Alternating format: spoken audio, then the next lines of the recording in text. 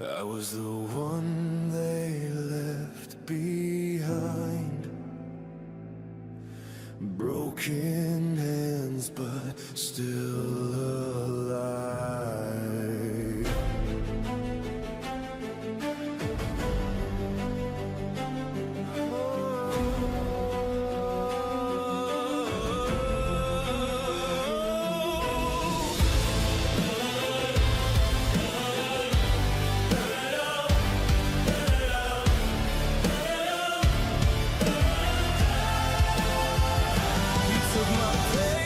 Called it fate. Use my scars to seal your name. While I was drowning in the dark, you lit your crown with stolen flames. I watched the world collapse in fire. Heard your promise in the rain. If we go back, you're not required. So I tore your power from your veins. You thought I'd fade into the night, but I came back with sharpened light.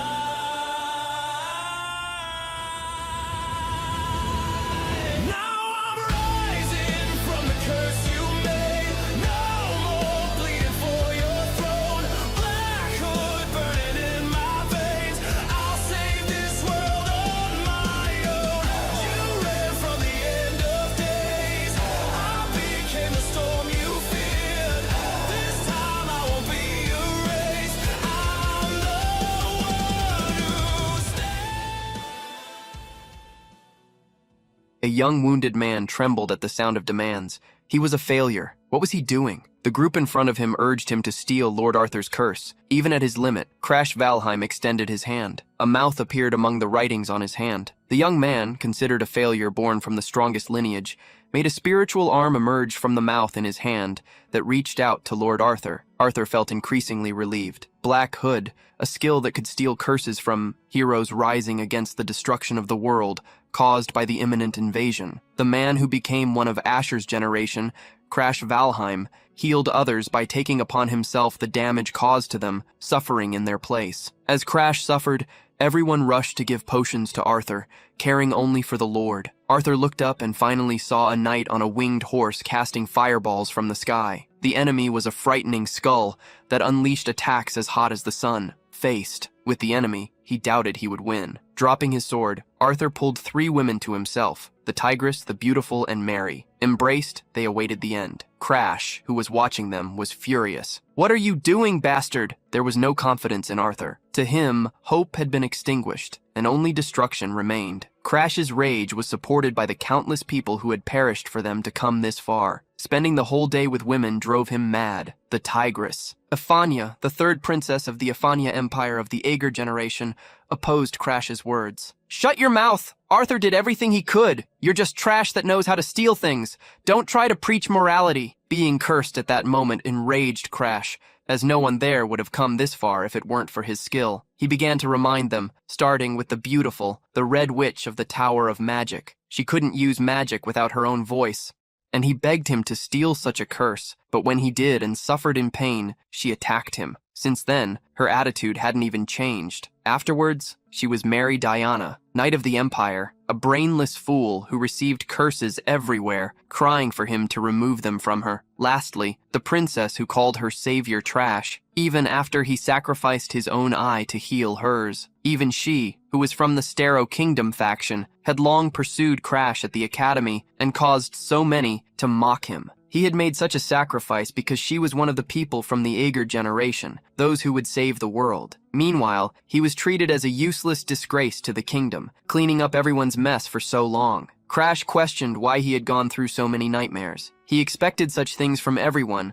but not from Arthur. "You should save the world, you just needed to lead these fools. I heard on the front lines of the generation and decided I would stand by." His side. "So why are you giving up so easily?" By this point, Arthur decided to reveal, "This world is doomed and that's why I will start everything from the beginning." Arthur revealed he possessed the skill Rebirth, surprising everyone. He revealed it was not the first time he had witnessed the world being destroyed. Now that he had obtained the technique to inherit memories, those who would accompany him would also retain their experiences. Crash widened his eyes. This meant that the chance to prevent destruction in the next world was high. Arthur smiled, confirming as he embraced his women, "I will start from the beginning again with these three." Crash realized he would be left behind. "But what about me?" Arthur laughed in response. "You are not necessary. Your ability is practical, really useful, but if we go back, you are mentally in ruins. What use is there in having you in this version? It's much more effective to choose the Crash of the new world." Crash realized he would be discarded.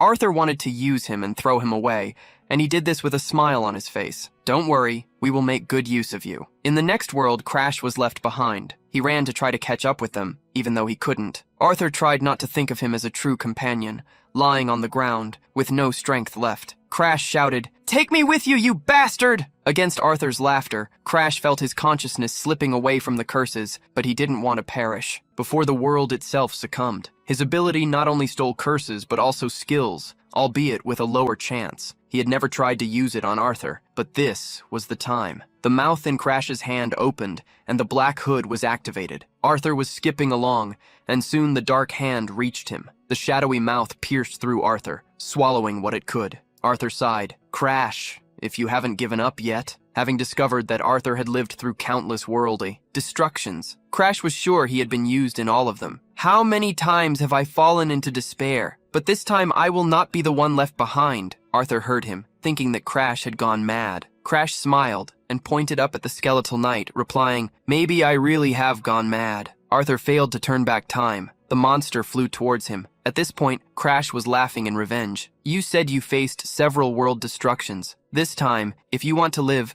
make an effort for it. I will be the one to save the world next time." A burst of light made young Crash awaken. He opened his eyes to see a chandelier, looking at the riches around him. He stood up, surprised. "This is the house I lived in when I was small." Crash Valheim successfully returned several years into the past. World erosion, a phenomenon in which the world is literally corroded by another dimension. The erosion zones were where the phenomenon occurred. The erosion species invaded from other worlds, and among them were those who resembled humans. The so-called worldwide invaders. An invasion happened in a village. People were running and even knights were giving up fighting. But there were those who stood against it, betrayals in a group of heroes. This group was world famous and known as the Eager Generation. Among them was a boy with a body that could seal any curse. He was treated as a receptacle for curses and was destined to be betrayed by his companions. Crash, however, woke up years before such a thing happened. Awakening in a soft bed, he screamed in surprise. He was in his large room, feeling the heat of summer, and noticed the change in climate compared to the previous day of his life. Crash remembered how, in one last attempt, he used the Black Hood on Arthur and managed to steal his regression ability. People tend to think that the Black Hood is a skill that can be used freely, without any restrictions, but that is a misconception. Each item has a lock, and the bearer of the skill needed to overcome it to steal it. The more precious the item was to its original owner, the harder it would be to break the lock, even if it was just a stone found on the street. Therefore, things that the opponent values highly, like skills, are much more difficult to steal. This made Crash wonder what was going on with Arthur. Although the ability was activated at that moment, he didn't even see a lock. There was a possibility. If there wasn't a lock, it meant that Arthur really wanted to abandon such a skill. Arthur was called the Hero King. But when Crash stopped to think, he remembered that occasionally Arthur showed an expression of exhaustion and moved as if he were just fulfilling an obligation. If he had been repeating the destruction of the world over and over again, that might have worn down his mind. Perhaps for Arthur, regression was the same as a curse. Then, he made those three inherit his memories to suffer with him. Crash believed that he had succeeded in stealing the ability with the Black Hood. It meant that the Arthur he knew had lost his regression ability and was left behind in that world on the brink of destruction, destined to collide with the Blue Knight's meteor shower. But since Arthur seemed to want to abandon the ability, Crash thought he should be grateful. He had always been left out, as if receiving curses was something anyone could do. They never cared about the suffering companion. Now that everything had changed, Crash mocked. "Serves you right, you bastard." Crash was in the blue pine hall, looking at his reflection in the mirror. He realized how small he was, perhaps only 10 years old, short, with a moderately muscular body, the result of swinging a sword every day, trying to survive in the Valheim family, the strongest martial house in the kingdom of Starin. Being in the hall proved that he had just undergone the trial ceremony. At 10 years old, the ceremony defined which lord you would make a pact with and what ability would be granted to you. A moment to prove your own capabilities. The more excellent the contractor, the the higher the lord's status. Direct descendants had always been valued by the Valheim family, but he was the exception, born without talent or martial strength. No lord chose him, and after that he was expelled from the main mansion, being thrown into the Blue Pine Hall. Despite being the family's greatest failure, Crash was the only one who knew about the end of the world, an end that even the Ezra generation would not be able to prevent. He wondered if he could do something about it. Clenching his fist, he encouraged himself. It's not about whether I can stop it, I have to stop it. If the world is destroyed, it will be my end too. There's no other choice. Suddenly, a butler entered the room, Ariad, who asked the young boy what he was doing there. Seeing the butler once again, Crash held his hands, showing affection. Ariad was the butler who took care of Crash, but he was also someone tasked with eliminating him with poison, handed to him by one of his brothers, Mario, who would use the poison when Crash turned 14, teaching him about betrayal for the first time. A young girl floated among her enemies, eliminating each one with her sword. When she landed, she impressed everyone, as she was only 15. The title of Saint of the Sword was not mere formality for Charlotte Valheim, Crash's half-sister. Some people commented on how the family expected so much from this prodigy, a genius born from the new lineage. Hearing the praises for Charlotte, King Valheim, another half-brother of Crash, struggled to contain his fury inside. He planned to cut down that entire lineage. Charlotte was a risk for him, so he decided to start with someone else. Veroquin summoned Ario, knowing that he was facing problems by having to take care of Crash. He handed over the poison and ordered Ario to make Crash drink at least a drop. If you do as I say, your daughter's treatment and your money problems will be resolved. Ario initially refused. Young Master Crash is someone I raised as my own son.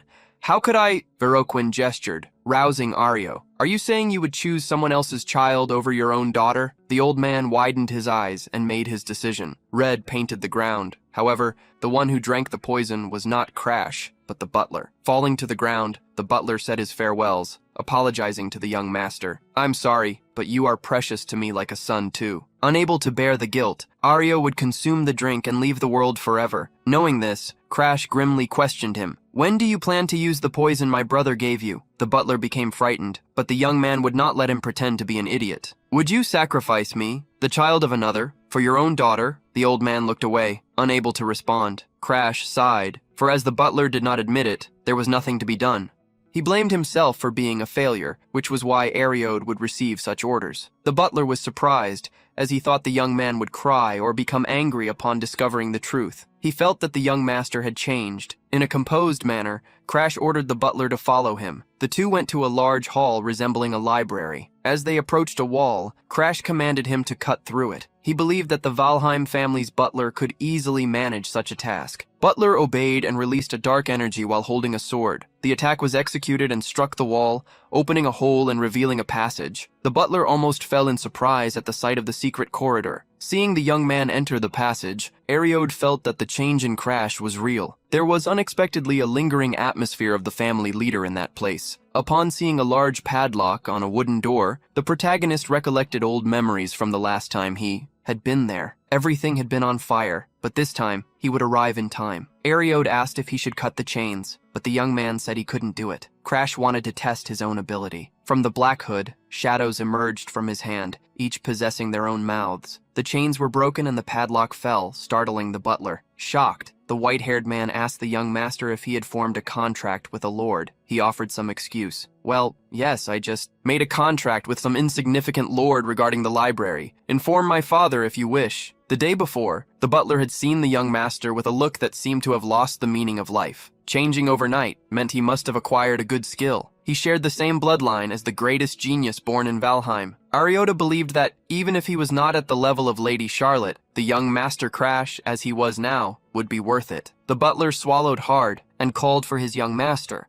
He lowered his head, promising that, at least until what you are trying to do was finished, he wouldn't tell anyone. Crash realized that it was a change in regression, as he had acted differently than in the past. Changes were also occurring with Ariad, but the Ariad who betrayed him remained alive in his memories. This made him wonder, did Arthur feel bothered by this discrepancy, and then let me steal the ability of regression? Crash believed that if he healed Ariad's daughter, the butler would swear loyalty to him, increasing the value of his pawns. Shrugging, he simply told the butler to do what he wanted. Putting the matter aside, he focused on the secret of the library. Upon opening the door, a powerful light revealed itself. Crash's eyes widened, and he jumped aside, dodging a fire cannon. The Flash had received numerous curses from the world's erosion, but his hair had never stood up like that. There was no mistake. There was a special grimoire there. On top of a bookshelf stood one that stood out for overflowing with power. The secret library of the Blue Pine Hall was a place where ancestors called failures in Valheim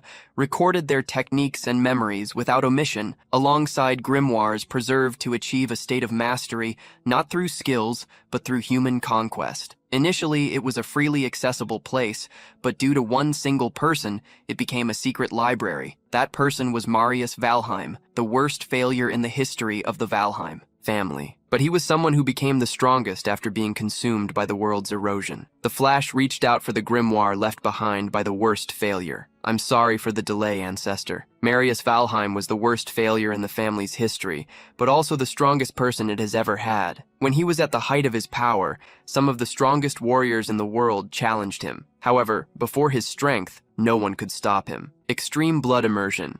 He possessed the insane secret technique of absorbing the world's erosion into his own body and using that power. Crash confidently took the grimoire when he found the book in his past life. Half of it had been burned, which is why he couldn't understand about seas. He seemed to have lost his sanity by not being able to control the madness caused by the erosion. Crash had already been struck by the same power of the global erosion curse. The plan was to weaken the curses with the Black Hood first, and then somehow balance them using other curses, applying the same principle to the extreme fury of blood immersion. Crash could already imagine. If I steal a curse that controls where and deactivate it, I could become as strong as Iris. Crash called the butler Ariad and ordered, "From today on, do not let anyone enter the Blue Pine Hall." The butler left the library, just as the young master had said, ignoring the mistake he was about to make. Ariad swore he would repay such kindness. "I will refuse Lord Verokin's proposal, for young Master Crash is my master." When he received Ariad's response, Verokin nearly went insane. "You are refusing my proposal for that idiot? We cannot keep trash like him in the Valheim family, you fool. That supposed once-in-a-generation genius and that failure make me so furious. I want you to curse a certain woman. If that filthy woman's blood hadn't interfered, Sister Lilith and I could have maintained our positions in the direct lineage." He ground his teeth furiously and called a subordinate.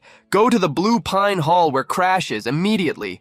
Find out why the butler changed his mind." The subordinate, however, revealed that they could not go to the mansion. Crash's butler, Ariad, sealed the entrance, saying he would not let anyone enter the Blue Pine Hall, not even the head of the family. As Verokin went insane, Crash was cultivating the power of the grimoire.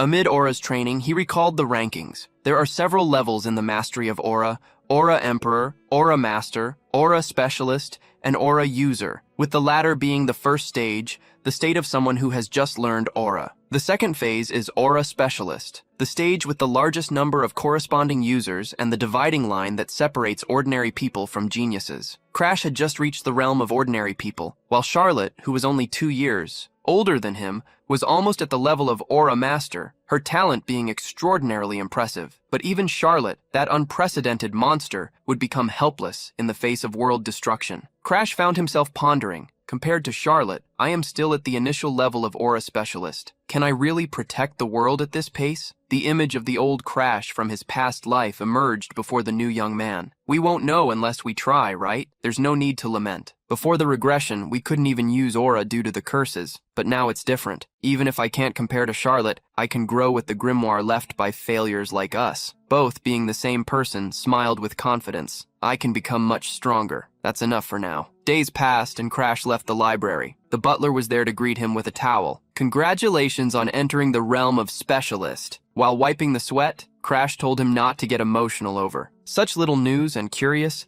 asked why he was there. The butler revealed that his fiancée, Lady Bianca Harden Hearts, had come to the Blue Pine Hall. Bianca was known as the White Demon. She was the master who became a servant to the world invaders and tried to destroy the world they lived in. It was she who defeated one of the 10 strongest in the sky to earn such a title. However, at that moment, Bianca was just the youngest daughter of the family. Harden Hearts. He looked out the window and saw the girl with whom he had a political marriage. The Harden Hearts family, rulers of the North, could rid themselves of a useless failure while still gaining connections with the stronger Martial house. The nursery recognized her. "We are both being used by our families. In fact, I had business with Bianca anyway that would be convenient for her to come here. Bianca Harden Hearts, the youngest daughter of the Harden Hearts family, rulers of the North, had her mother affected by a global erosion curse even before she was born. Thus, Bianca came into the world with a curse called Snowdoll, which left her without emotions. Curses that strike the soul cannot be broken, not even by curse breakers. And with a contaminated body, she also could not make a contract with a lord. Born in exchange for her mother's life, Bianca was treated coldly by the Harden Hearts family. Thinking a bit, Crash wondered if Bianca hated him. He hoped he wouldn't have trouble stealing Bianca's curse. He needed it, for the Snowdoll was the necessary curse to control the extreme blood immersion gone awry. Seeing that he was only in shorts, Crash realized he couldn't receive Bianca that way. The butler volunteered to prepare some clothes for him. Crash thanked him and asked, "Yes, please do that.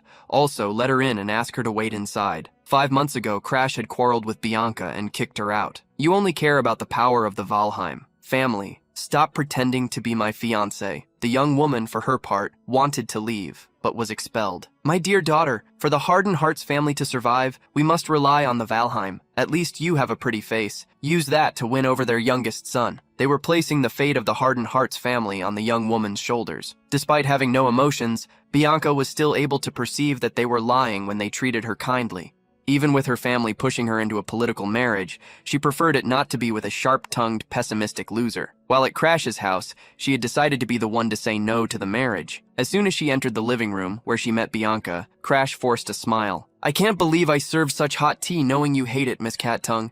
I'll talk to the maid later." Bianca remained silent as he looked out the window, wondering if they should take a walk in the garden, where there were many flowers to see. Bianca agreed, and on the way, Crash asked Kiara to prepare some cookies for them to take to the garden. Leading the way, Crash asked if the trip had been difficult for her, but was answered, "Either way, we will get married. After all, it's nice to spend some time together." Smiling typically Crash, he commented that she didn't sound like a bride, but rather like someone speaking to a commander. Walking behind Crash, Bianca observed him and thought, "You're still so rigid. When we met, your eyes were so piercing, but today you seem like a completely different person. I never told you I like macadamia cookies, yet somehow you knew." Upon arriving at the garden, the protagonist placed his hands on his hips and enjoyed the atmosphere, but was soon questioned by Bianca. "Are you really Crash?" The two glanced at each other, and the young man brought his hand to his head, sighing as he released a sinister intention. "Do I really seem that different from before?" And Bianca, sensing the energy he emitted, slightly bowed, apologizing for offending him, intimidated. However, that wasn't his intention. Crash's memories of that time were vague. He didn't remember how he behaved around Bianca.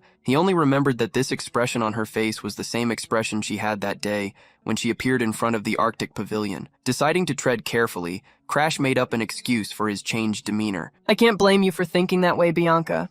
Recently, I made a deal with a lord. This made her understand, and she congratulated him. The crush continued, revealing that he had a proposal to make to her. Bianca became curious and soon thought he would do something arrogant. "Wait, do you want to break the engagement?" The crush was startled by her thought. He also understood that she did not want to marry someone like him, and that she herself would want to end the engagement. Seeing the lack of confidence in the young man, Bianca interrupted him. "I am your fiancé, Crush, and that's not going to change." The crush was surprised, as these were words he had never heard before. Slightly flustered, he cleared his throat. "Yes, right. Anyway, let's get straight to the point. With my new power, I want your Snowdoll curse." The proposal was surprising to her, as even the best ritualists had been unable to undo her curse. Revealing he wanted her curse, he commented, "I need to use this curse. If you give it to me, I will grant you a wish, anything you want, even to end the engagement." A situation where not having emotions worked to his advantage. Bianca knew that the Valheim family despised the crush for being a failure. If that were the case, he must have separated from his relatives. Perhaps that was the reason he was always so down,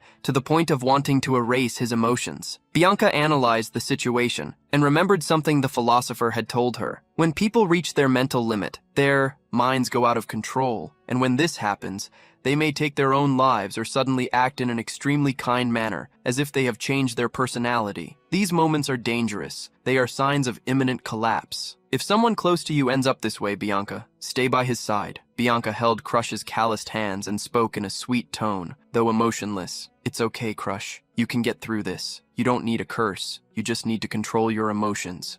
The young man blushed tremendously, as the young girl seemed to have misunderstood, and Bianca continued without letting him explain. I will visit frequently from now on. If I ask my father, I can probably move nearby too. Alarmed, the crush asked if she actually didn't hate him so much that she wanted to break off the engagement. The young girl continued to hold on to him. However, maybe I don't like you, but I can't abandon someone in this state, even though Bianca was someone who acted without thinking. Crash understood there was a big misunderstanding. As she didn't want to give up her curse, Crash still planned to test his ability. He used the Black Hood, trying to steal the ability of the Snow Doll. A condition for breaking the lock was generated. A first mission emerged: become friends with Bianca. A double lock was something complicated, as she had possessed the curse since birth. She was considered part of the young girl's body, something of immense value. The mission was still more challenging than just marrying Bianca, since she lacked emotions and was not the type to show interest in anything. Still, sending her back to Hardened Hearts would only expedite the moment when she would become an enemy of the world itself. Crash decided, I will keep her close and look for a chance to unlock her. If I can stop her and obtain the Snow Doll, I will be solving 2 problems in one move. Thus, he decided to go along with what Bianca said. He began to hold her hand, claiming to be happy to see her more often. Bianca warned that she would talk to her father and left in the late afternoon. The crush hoped that Bianca would not return for another month, and during that time, he planned to read more grimoires. However, the next day, several moving boxes arrived at Pine Blue Mansion. Carriages and carts came one after another. Bianca held up her dress and greeted the crush while revealing, from today on, I will live here at Pine Blue Hall. Please,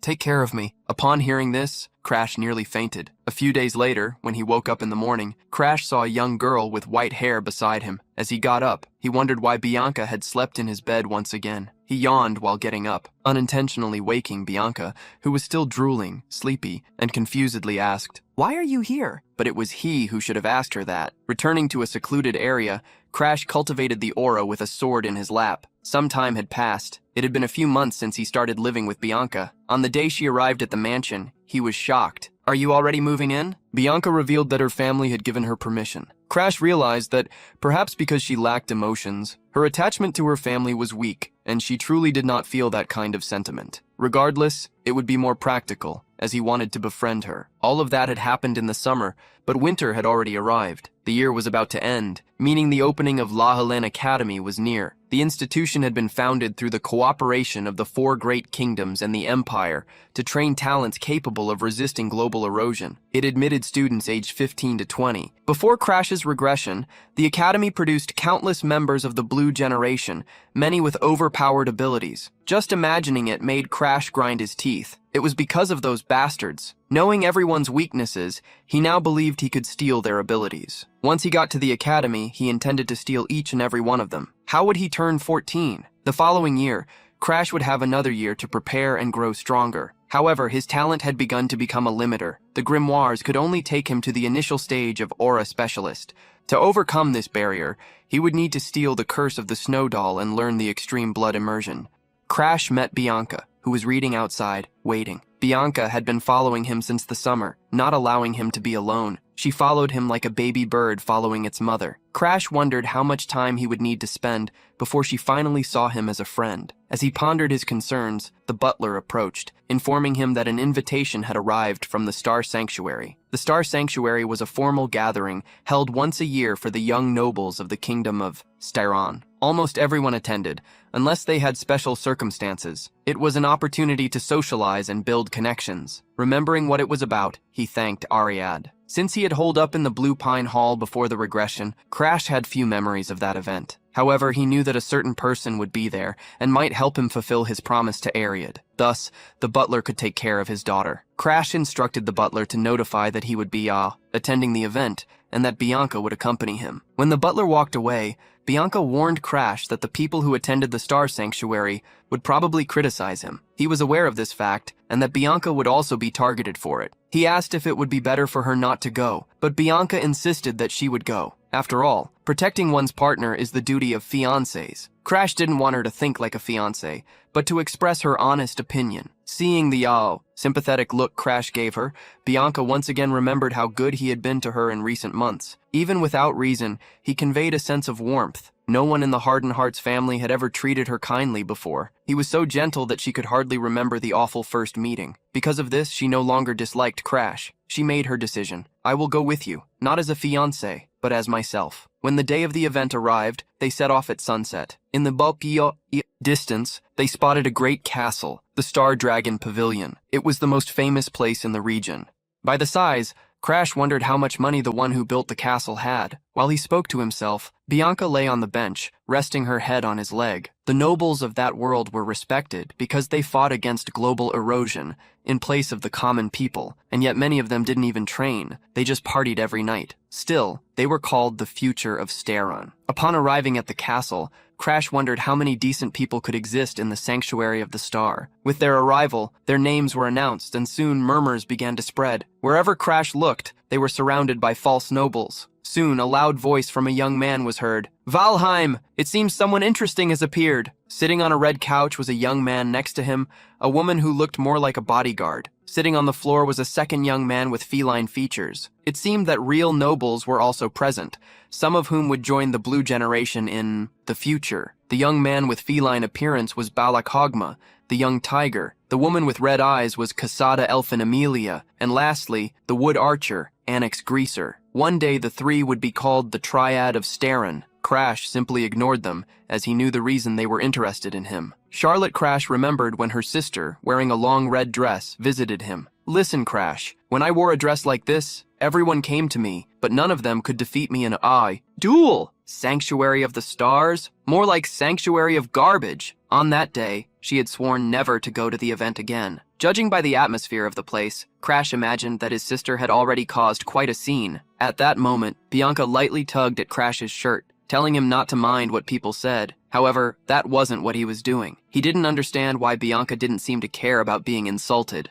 And instead, he was worried about him, looking around. Crash expected someone to show up and couldn't believe that person was still absent. It was then that an announcement was made. Lord Darling Dunfermline has arrived. He was the strangest among all the eccentrics, the flamboyant alchemist, Lord Darling Dunfermline. One day, when Crash found himself covered in wounds, Darling Dunfermline approached him, touching every part of his body and analyzing how he could make him his lab rat for studies on erosion-type curses. Darling pinched Crash's cheeks without letting him speak. Aren't you going to respond? Then I will just start. The Flash was startled to see the young man bringing his mouth close to his face and stopped him with a punch. The name of the alchemist lord was Darling Dunfermline, the man who would one day be called the King of Alchemy. The young alchemist bounced into the hall, greeting everyone. Young women loved him because he always seemed radiant, knowing how much Darling liked to be flamboyant. Crash knew he wouldn't miss the opportunity. He ran to a table, grabbed a tower of sweets, and handed it to Bianca, who started eating them and asked her to wait for him. When Darling Dunfermline saw Crash approaching, he felt he had seen him before. As he got closer, Crash introduced himself. I am Crash Valheim. Upon hearing the name, Darling realized the young man resembled Charlotte. His eyes sparkled as he asked if Crash was Charlotte's little brother and excitedly inquired if Crash needed something or if he was just captivated by his beauty. Crash was straightforward. I heard you've been investigating the world of invaders. Said like that, does that interest you? Seeing the arrogance in Crash's words, Darling warned him that he would regret it if he wasn't good enough. As they went to a training room, Darling asked Crash's age. The long-haired young man grabbed 2 swords, while the protagonist replied that he was 13 years old. Despite Crash being young, Darling felt that his attitude was that of someone older. The protagonist sighed as this was true. Still, with not much time, he asked if they could get straight to the point. Unexpectedly, Darling threw one of the swords to him and immediately attacked. Despite being startled, Crash blocked the blow as he had finally found Charlotte's little brother. Darling wanted to test his skills. As they crossed swords, Darling told Crash to say what he wanted to talk about. Pressured once again, the protagonist turned the tables with a counterattack. Darling was pushed back and was surprised. I heard you were a failure, with no talents or skills. When their swords clashed again, Crash made Darling's sword tremble and looked him in the eyes. I may seem like that, but I train every day using secret techniques against an alchemist. Made Darling feel he was wrong. To shake his emotions, he revealed his research on curse neutralization. I could help you with that. Outraged, Darling resumed his attack with more intensity, questioning what Crash knew about alchemy to think he could help. Crash moved quickly, and when Darling raised his sword, he approached and pointed the blade at his face. Crash revealed he knew about the alchemist's work. You're working to neutralize curses of global erosion, which even curse breakers can't undo, using other curses to cancel them out. The alchemist recoiled, jumping back, and was questioned. You want to become a top-class alchemist and prove your theory, right? Releasing a dark power, Crash asserted he would help the alchemist with the research. I will help you with my ability that can steal curses. Seeing the aura and the mark on Crash's palm, Darling Denver Lion was taken aback, as he had always believed that Crash possessed no skills, that he was a failure.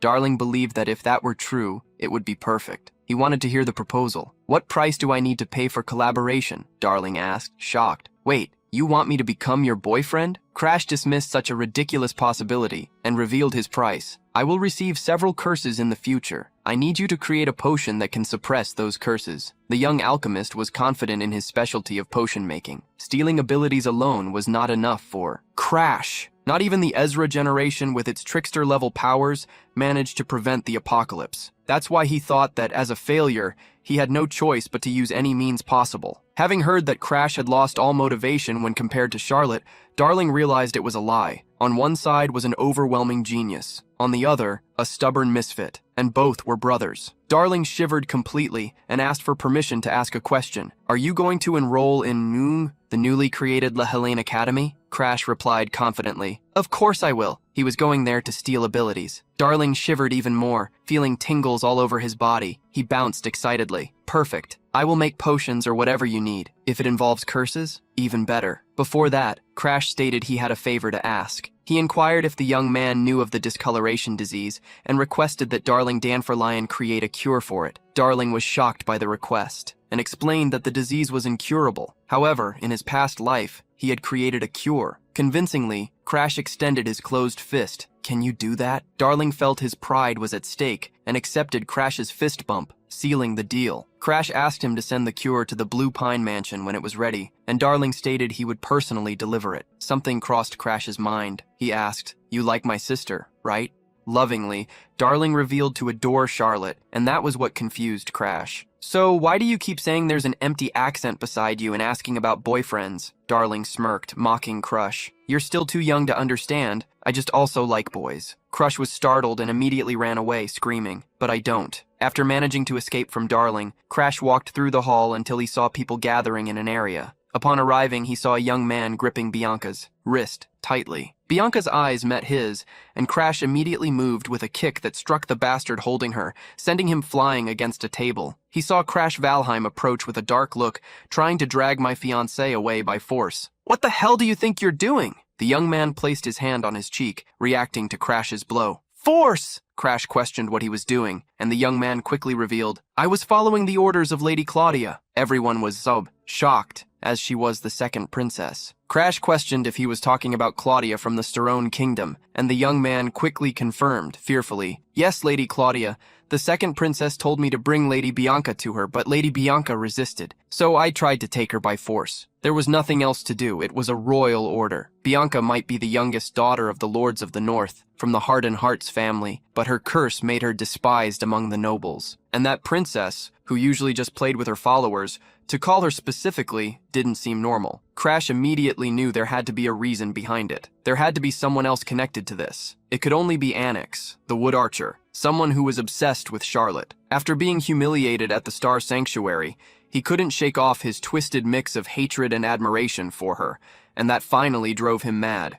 He knew that he would never defeat Charlotte with his own power, so he aimed for Crash when he noticed that Nyx was dragging Bianca into her troubles. Crash grew even darker. Unexpectedly, he decided to go, but corrected himself. I won't see the princess, but I will see Nyx. The young man on the ground was confused by the change in whom Crash would address. Seeing him confused, Crash taunted, You serve the princess but don't even know who ordered her to do this. Incredible. Your instincts are really slow. Crash and Bianca went off together. Curious, Crash wondered why Bianca had refused to go. He thought she would leave him and marry Nyx, but she didn't seem to want to do that. With much curiosity, Crash asked why Bianca hadn't followed the young man sent by the princess. Bianca revealed, in a clear voice, Because you told me to wait for him. After a second of surprise, Crash stroked Bianca's hair. You did well. Balak Hogman was waiting in front of a door and approached. Crash, upon seeing that he had arrived, The protagonist mentioned he wanted to see Nyx and found out she was already waiting for him. Balak was someone Crash knew, a talented fighter with 2 swords, but no one knew what he was thinking. Therefore, Crash didn't want to get involved with him. However, the opposite could not be said. Balak held his shoulder, asking them to fight. Crash reminded him that fighting was prohibited in the Sanctuary of the Stars, but Balak had already fought against Charlotte and wanted to face someone else. Crash recalled that Balak had lasted a bit longer against Charlotte than Nyx, so his aura mastery must be slightly higher. Balak was strong, even among specialists. His intuition for fights was sharp. Although Crash wanted to avoid a fight before meeting Nyx, Balak's gaze showed that he would not back down easily. Crash responded lightly. All right. Instantly, Balak attacked him with a punch, which Crash dodged with his fist charged with energy. Crash counterattacked, but the young tiger jumped back. Crash launched a cross kick at Balak, hitting him, but he saw a quick counterattack approaching, even faster than Balak. Crash struck him with a closed fist and threw him to the ground, causing him a lot of pain. Crash let out a slight sigh, winning the fast duel. Balak got up, complaining, "You really didn't hold back." The protagonist scratched his neck, remembering that the young man had been the one to eagerly challenge him. Balak jumped, asking, "Come on. One more round, I can grab my weapons this time." Crash, however, questioned him. "Can you really still stand?" At that moment, Balak collapsed. Bianca, curious, asked what Crash had done. He revealed he had used a secret technique from the Valheim, Short Strike, a technique created by forgotten descendants of the Valheim that provides maximum power at the shortest distance. If the conditions are right, it can pierce armor and directly hit internal organs. It was one of the techniques Crash managed to save from the Blue Pine Mansion when it was burned down in his previous life. This was a technique that had helped him survive countless battles, his most reliable move. Balak wouldn't wake up for a while, so they moved on. Upon opening the doors, the duo found Kassad and Anix. The young woman, upon seeing Balak fallen behind Bianca and Crash, ran to him worried. Anix expressed his surprise at seeing Balak defeated and questioned, "Wasn't your plan to leave him there so he could attack me?" Changing the subject, Crash revealed he knew of his plans. "Since you tried to use the second princess to lure me, I came here to see you personally." Curiously, Anix asked how he had discovered such a thing. "Strange, you're not quite what the rumors say. Could those rumors be false?" Crash didn't care much. "If it's about the rumor of me being a failure, then that one is true." Indeed. Crash then unleashed his dark energy and warned, "The rumors will change from now on." Internally, what he planned to do was steal Anix's ability for himself. Faced with the challenge, Anix fell silent. The protagonist remembered the past, and Anix. They had entered the academy together,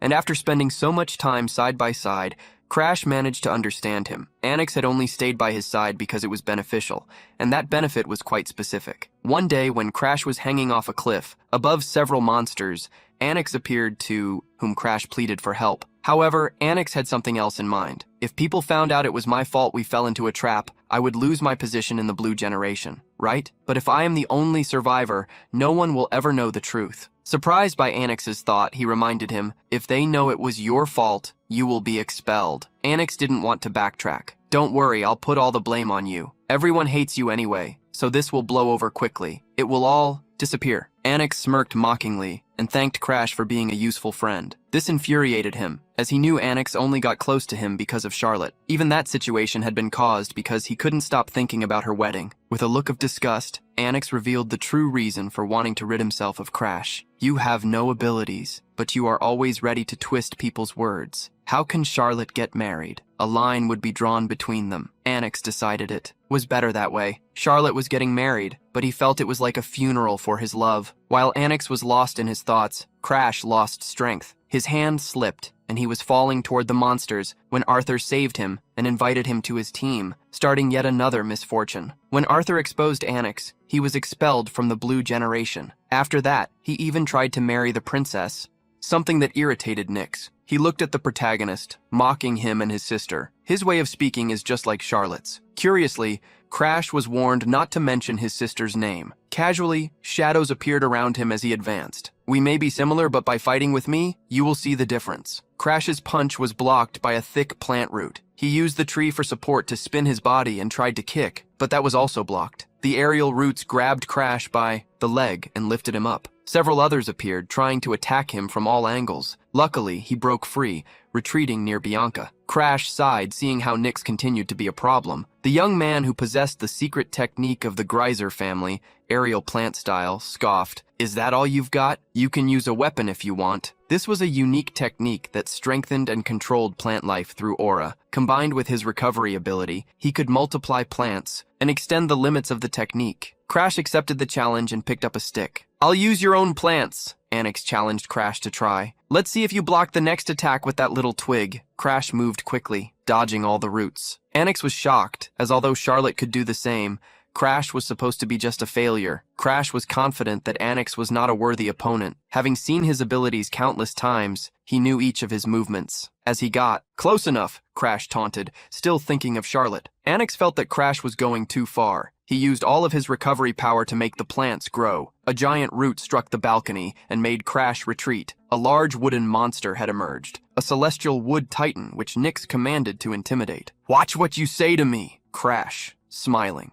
He completed the invocation of the wooden titan. Kasaj hurriedly asked Annex to stop, or the worst could happen. The wooden titan moved, attempting to punch Crash, an action that would strike the entire balcony. The protagonist closed his eyes, recalling something from the Blue Pine Library, the finest grimoire he had found, written by an ancestor who wielded his sword daily until he turned 80. He was not talented, just an ordinary man who practiced relentlessly. His final grimoire was short, merely notes on wielding a sword, but it described a state of unity between the self and the blade, a realm unattainable by technique alone. However, Crash had been pushed to such a limit numerous times by the curses. The sword had become him, and he had become the sword. A calm energy began to rise around the branch held by Crash. As he wielded the branch, the energy was released, and the great titan was cleaved in two, like wood being chopped. The sword was simple, yet truly profound. Kasaj and Annex were shocked to see the wooden giant fall amidst the dust raised by the attack. Crash let go of the small twig and warned, "Never try to seem arrogant in front of me again, got it?" Annex fell to his knees just as the wooden titan was falling. Crash realized he had gone too far. Earlier, he had planned to hold back a bit just to make the theft of the skill easier, but he ended up going all out and now could hardly move. Crash trembled, unable to speak properly. Bianca approached to hold him while Darling ran towards them. However, as Bianca held Crash, she gripped him tightly, almost causing him to faint. Darling tried to intervene and took control of the situation. The alchemist carried Crash on his back, passing through the ballroom, while rumors spread that the useless failure of the Valheim family had defeated Annex. The Darling heard the rumors, but that didn't matter, whether because of recklessness or arrogance. When Crash woke up, he would be famous. However, remembering the expression in Annex's eyes, Darling wished the young man wasn't planning to do something later. Leaving the castle, Darling asked Crash to stay alive to help him with his research. Days went by and Crash resumed training. The wooden dummies were sliced by the sword, showing that he had regained his energy. The attack Crash had used had cost him dearly. If he kept wielding the sword, he could have ended up in an even worse situation. Fortunately, Bianca brought him back home. The problem had been not being able to steal Annex's ability. He now had two ideas. The first option was to unlock the lock with the Black Hood, and the second was to make the target doubt the worth of his own ability. Crash planned to use the second plan, demotivating Annex. When the sword attack knocked down the wooden titan, doubts began to arise in Annex's mind for losing to the failure he had always despised. Even though it would take some time, the protagonist knew he would be able to acquire the recovery ability that Annex possessed. He planned to surpass all the first-year geniuses at the academy. To do so, he dedicated each of his days to training. Upon returning to the mansion, Crash met with the butler Ario, who informed him that Lord Verikin had arrived at the Blue Pine Mansion. The patience of Crash's older brother had run out. The young man had already refused his brother's messages several times. There was nothing more to be done. He instructed the butler to allow Verokin in. Bianca brought a cup of water for Crash, who noticed the strange expression on her face. There was a reason for her dissatisfaction. Crash smelled bad. He sniffed his own shirt. It seemed that the aura exuded impurities from his body, while the stench of decay accumulated. Since Crash didn't want to take a shower, as he would return to training, Bianca told him to keep his distance from her. "What scared you? Are you giving orders to your fiancé now?" The crush intimidated the young woman like an even larger bird. "You've become arrogant, Bianca." She immediately ran away while he chased after her. Although Bianca sometimes seemed stubborn, the crush recognized it as part of her strength. The people the crush met before the regression would likely be staring at him coldly, especially Arthur. The crush hated to admit it, but aside from the end of the journey, Arthur had always been someone vigilant, a true hero. While the crush was lost in thought, an irritated voice approached, flirting with his wife. "It suits you, Veroquin." The third child of the family had entered the mansion. The protagonist retorted back to his mockery. Even heroes need breaks sometimes. The hero was surprised, as his brother always avoided making eye contact with him, out of fear. This made him wonder if the rumors were true. Changing the subject, the crush commented, "I was surprised you found time to visit Blue Pine Hall despite being so busy. I heard that Lahelny Academy will accept students based on exam results rather than status. You'd better start preparing too, brother." Hearing such words come from a smiling crush, Verokin felt disgusted. "He's mocking me! Even the strongest empire feared the Valheim family, to the extent they didn't dare touch Sterin. The house operated on a completely different level, and Verokin was pure blood of Valheim. He couldn't believe the Yao." Crush was suggesting he study for an entrance exam. What a funny joke. Well, I bet it's understandable for a plebeian to worry. The crush averted his gaze, mocking with sarcasm. "Yeah, I guess so." Verokin swallowed his irritation and returned to the main point, the reason for his visit. "I came to deliver an order. We are going to the Jarlac Mountains." The news caught the crush by surprise. For missions like these were not mandatory until they turned 15. Verocchino announced that he would be his guardian and teased my brother, who had defeated Nyx. He isn't scared, right? Crash decided to go. In the end, he was more accustomed to fighting erosion than living peacefully. Even if it were a trap, he would be ready. Bianca approached, asking where they were going. Crash informed her that he would take care of an erosion problem and asked her not to follow him. Bianca agreed, with him, but I logically wouldn't say sending a 13-year-old to deal with an erosion event is absurd. Verokin felt attacked by the words and cursed his cursed girl. Crash stepped in front of him, warning, "She is my fiancée." Surely my good brother wouldn't take the words of a 12-year-old girl seriously. The two then faced each other, and losing patience, Verokin walked away. Crash patted Bianca's head, praising her for what she had done, even though she didn't exactly know what. He reassured her about not knowing the details, and Bianca, in return, requested, "Don't faint again, okay?" Crash followed Verocchino to the front door, bidding farewell. "I'll be back soon." Global erosion, a phenomenon in which our world is literally invaded by another. Sometimes creatures from another world appear. Other times the environment begins to change and suffer erosion, continuing to spread to other regions. The very area can transform into a completely different world. Upon reaching the Jarlac Mountains, the group encountered a swamp. Veroquin revealed he had heard that this was a level 3 erosion and asked if the purification team had said anything. A subordinate informed that they were already working to find the creature causing the erosion and neutralize it. With a mask covering his mouth and nose, Flash looked around. Against a rank 3 erosion, a squad of intermediate-level expert knights should handle it without problems. Additionally, while Veroquin might seem calm, he was an advanced specialist. Then, I should be able to defeat the core creature easily. Verokin approached Crash, claiming he had brought him along to gain field experience. Smiling while pretending to be excited, Crash nodded, but internally scoffed. Who does he think he's talking to? The only reason I followed you here was for one thing, to test a temporary method of controlling the uncontrollable. The hunting group brandished their swords and energies, chasing the endless giant flies, while many ran around randomly. Crash warned, "These beasts don't have heads, but they do have teeth. If they bite you, you'll get sick. Keep an aura around your body." One of the team members was impressed by Crash's tip. His eyes sparkled as he asked if he had fought against world erosion before. Crash just remembered he was only 13. It was strange enough for him to be there. Internally, Verokin was furious, unable to believe how calm Crash could be. The first time he had gone to an erosion area, at 15, his pride was crushed. Still, Crash was even giving tips to the knights. Crash looked at his brother and smiled with a mix of pride and mockery. Verokin was going increasingly mad, imagining the possibility of Crash becoming as strong as Charlotte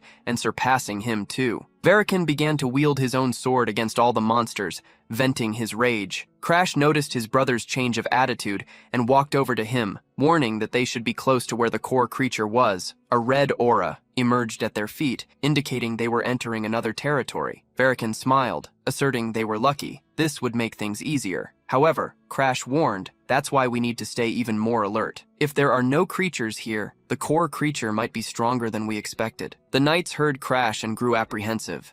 He took the lead, shouting for everyone not to lose their composure over something like this. The rest of you, don't let the words of a child shake you. It's just rank 3. Deal with it quickly so we can go home. Crash left his brother and the others behind and decided to pursue the real reason he had come on the mission. He stopped abruptly, eyes widening as he felt an even stronger global erosion energy. Crash removed the mask from his face. He began to absorb all the energy. He was sucking the air and aura in, absorbing them. Although nervous, Crash's eyes soon turned red. He vomited a thick scarlet liquid. The knights ran toward him as they saw him collapse suddenly, while Verokim mocked. You tried too hard for your first time. Crash managed to regroup. The erosion energy was like a powerful toxin. It was natural for him to be in that state. Still, he forced himself to endure the pain. He had learned extreme blood immersion precisely for this moment. The first step, following the grimoire, was to mix his aura with the erosion energy. The aura flowed endlessly, never stopping, like a powerful river. If he let the erosion energy emerge in that river, eventually his aura would blend with it, creating colors that had never existed before. Crash's pupil became dark like the night,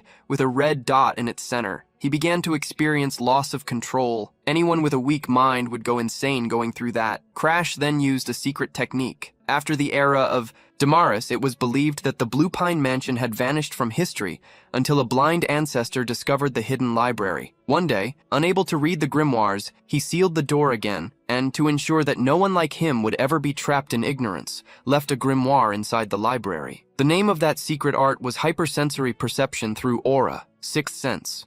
At that moment, Crash could only extend it as far as the length of his own fingers, but even that was enough to clearly understand what was passing through him. Crash's eyes shone with an intense silver when he smiled. The place where he stepped was no longer completely dominated by chaos. The mental storm began to calm down, and Crash overcame it. With the sixth sense, it was just a temporary solution. However, as long as he continued to absorb the energy of the erosion, the damage could happen at any moment, which meant he still needed Bianca's Snowdoll curse. But stabilizing the technique, even if for a moment, left him satisfied. He felt he had taken another step. While he celebrated internally, a dark pressure rose in the surroundings. Crash looked back and saw what appeared to be a long neck with a human face approaching. That being had its eyes closed and opened them suddenly. Throughout its body, filled with chaotic mass, several other human faces resided. At the end, there was a single, even more monstrous face, capable of devouring a human in one bite. That was the monster at the core of the erosion. One of the faces with long hair opened its eyes, screaming madly. The shrill sound penetrated the minds of everyone nearby. The monster rose on its paws, and its main head,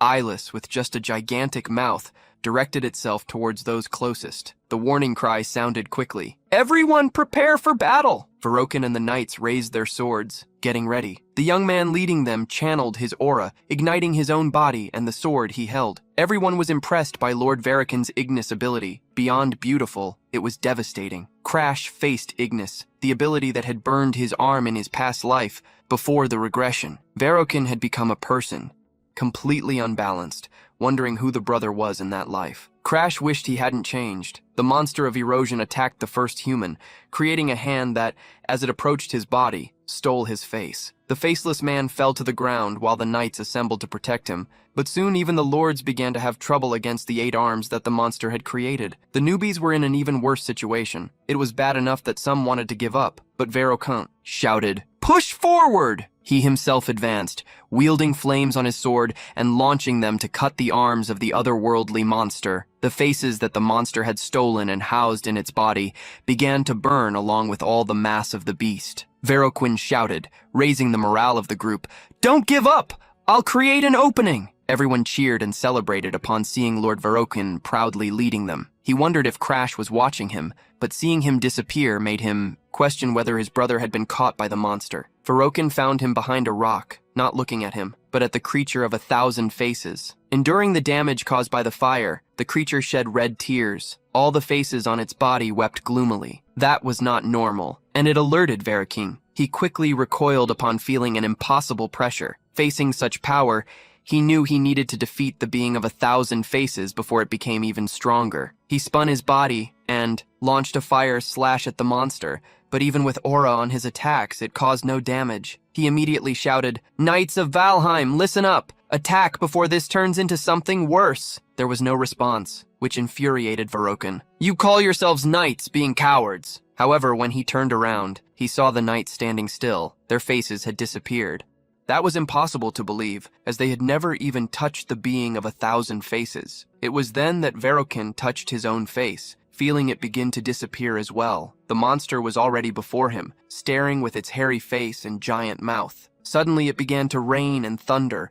The swamp flooded, and Verokin knew this would be his end. He tried to move to attack the monster, but the 1,000 faces extended a hand with a malevolent energy, making everything seem slower. Verokin wondered what was happening. He considered himself the strongest in Valheim, but the ghost of Charlotte that haunted him pounded in his mind. You are pathetic. That's why your little sister surpassed you, being 3 years younger. You pretended, lost all the knights under your command, and fled like a coward to save yourself. That is why you will perish as the failure that you are. The monster raced toward him on its many legs, quickly closing the distance. Verokin tried to draw his sword, but the creature's paw blocked it before he could wield it. Everything seemed to fade away for him. Soon, however, he felt his body being pulled. With half of his face still remaining, he looked down and saw Crash carrying him. Why are you? Crash displayed a broad smile upon seeing his brother awaken. After dragging him behind a large rock, he explained that he had been watching the battle from a distance. I saw you being swallowed by the swamp during the 1,000 Faces attack, so I avoided its gaze,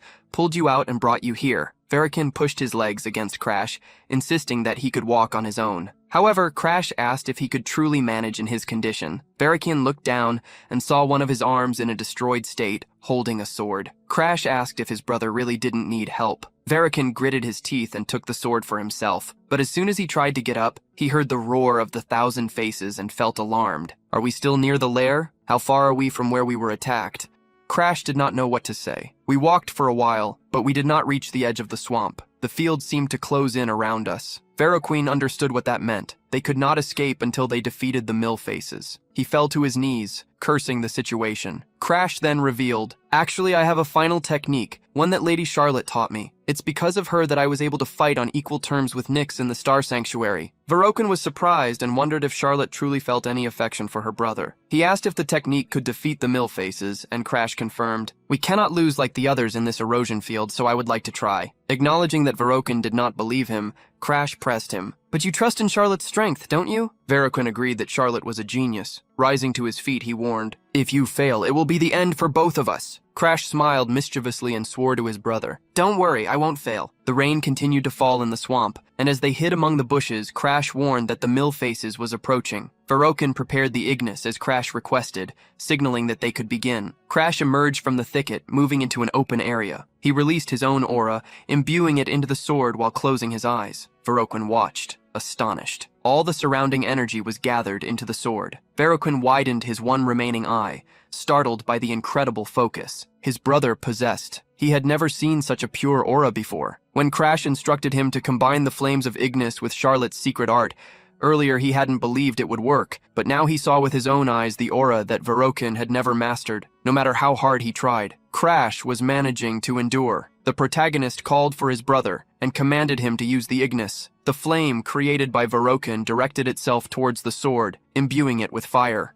Just as surrounding Crash's body, Verokin saw Crash raise his sword as if he had a problem with the flames. The protagonist didn't insist on the matter. He didn't let it go. It seems you're going to make it in time after all. It seems like I won't need your help. Amidst Verokin's confusion, he saw flames being created by Crash, flames even more powerful than his. The sword gathered power that could truly eliminate the Mill Rostos in an instant. Verokin had lost the subordinates and barely survived, losing all the knights while becoming a shame. The possibility that Crash could actually defeat the Mill Rostos made Verokin realize that he could be even weaker than the one he called a failure. The monster approached, and as soon as he brandished the flaming sword, Crash split it in two. Verokin saw the monster being consumed rapidly. Within seconds, the swamp disappeared, and a common plain with resplendent sun revealed itself. Crash turned and greeted Verokin. Brother, it's done! Verokin couldn't believe that the monster had been eliminated so easily. He went mad and attacked Crash with a sword strike. The protagonist blocked the attack,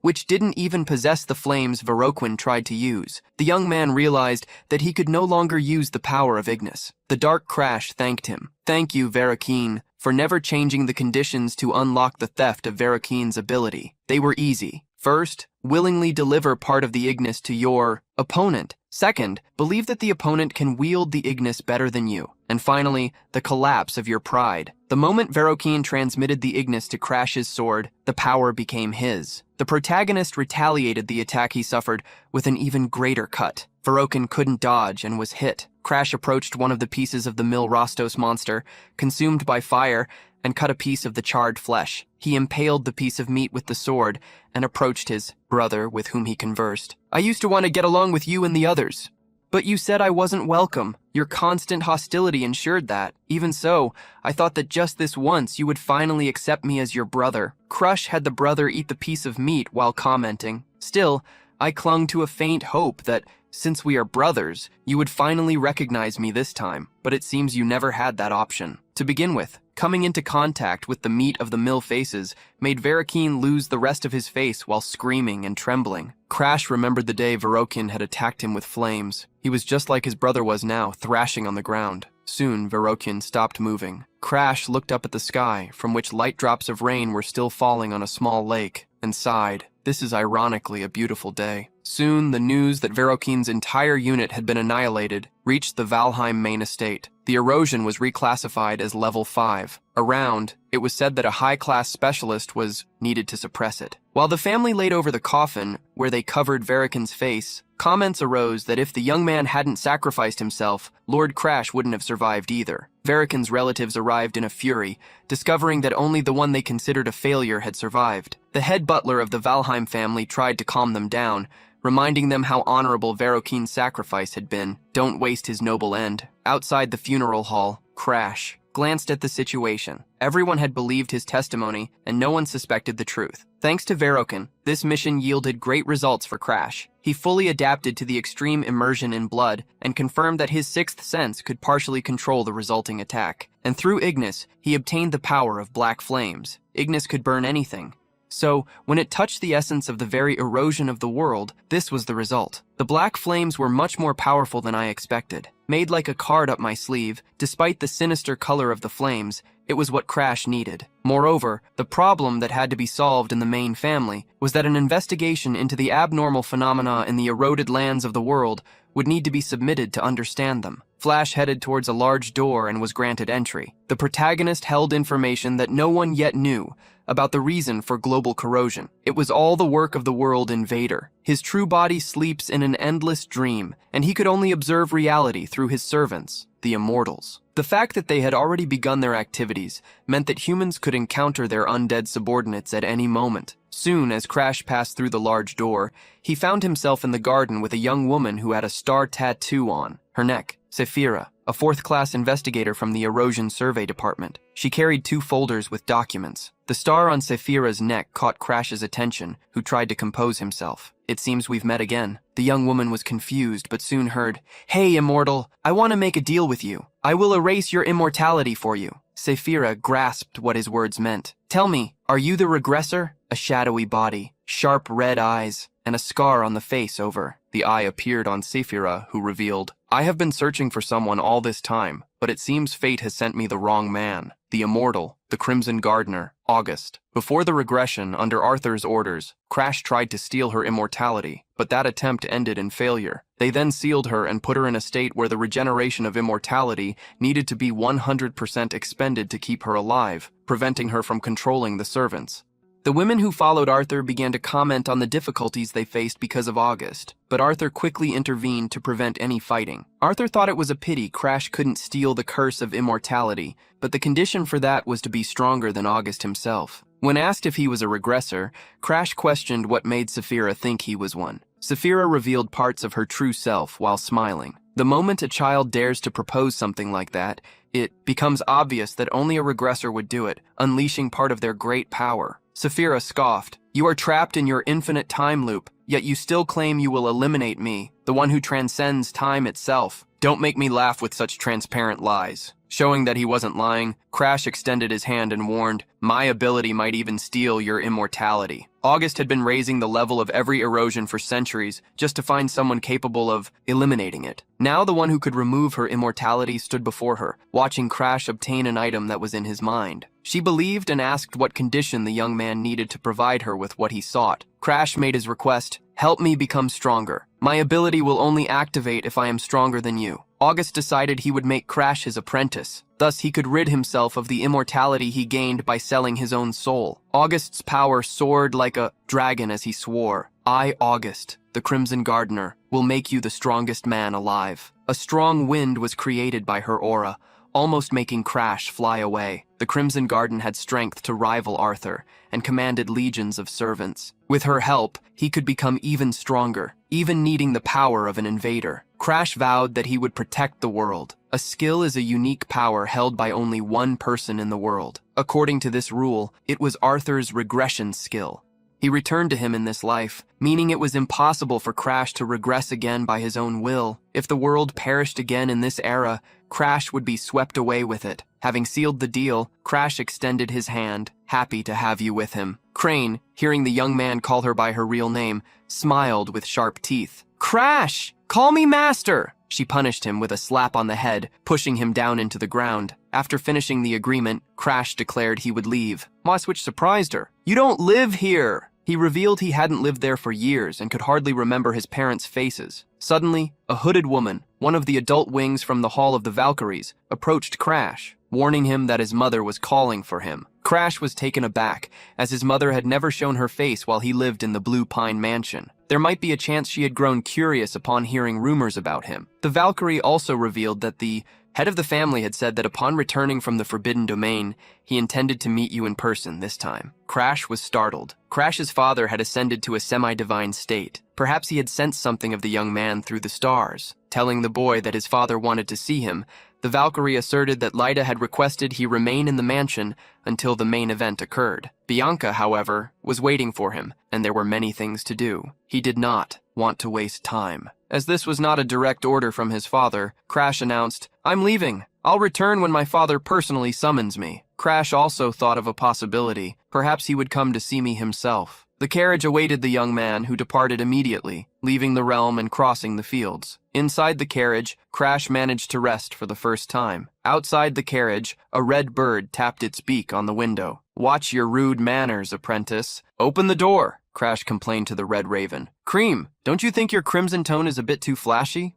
The raven took on a black hue, revealing that it could change at will, morphing into wings of black colors. She laughed. Now I am as dark as your soul. Ha ha ha. Curious, Crash inquired about Cream's main body. She revealed the truth he already knew. She could not move her real body at the moment due to a petty regressor. Crash was taking the blame for what the true regressor Arthur had done, but he didn't want to explain the truth. Near sunset, they arrived at the Blue Pine Mansion. As they got out of the carriage, Crash warned, There's a white bird at home, be nice to her. Crash was referring to Bianca, who unexpectedly wore a chick costume to greet him. Welcome back! As he showed Bianca that he had returned as promised, Crash saw the butler rush towards him as if something had happened. The butler revealed that a letter had arrived from Master Darling's mansion. Crash read the letter in which Darling announced he had created a cure for the discoloration disease. The protagonist handed the letter to the butler and instructed him to treat Darling with the utmost respect. He is your benefactor. The butler leaned close to Crash's ear and revealed that Lady Bianca had been worried about him lately. Ario specified that when Bianca learned he had been trapped in an erosion zone,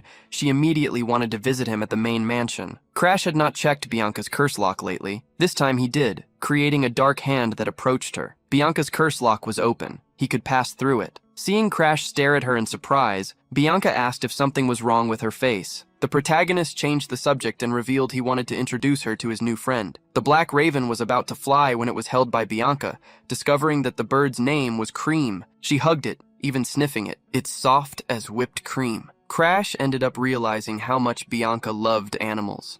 Now the crush wanted to know how to pass the second condition to obtain Bianca's curse. This time, he needed to become an important person to her. Typically, important people were parents, children, friends, or lovers. Technically, he was her fiancé, so the lover option was the closest possible. As the blackbird flew from Bianca's arms, after nearly being crushed by her, the protagonist wondered how he could advance his relationship with Bianca, who possessed no emotions. The conditions weren't like this before he regressed. While he thought about it, Kryn, who landed on his head, punished him with sharp claws. Even Kryn had noticed. It seems that girl liked me. She wouldn't let go of me. Crash agreed. Yes, she must have liked you a lot. Speaking of something important, Master Crow requested, Crash, I want to test your strength. The playtime is over. Let's go straight to the training area. The protagonist was surprised, but he obliged as ordered. It didn't take long. Before, when he was exhausted, the crow assessed him. It's pitiful to think that the regressor would have such trash talent. The bird managed to give a more detailed assessment while he was still getting up. Now you barely crawled over here,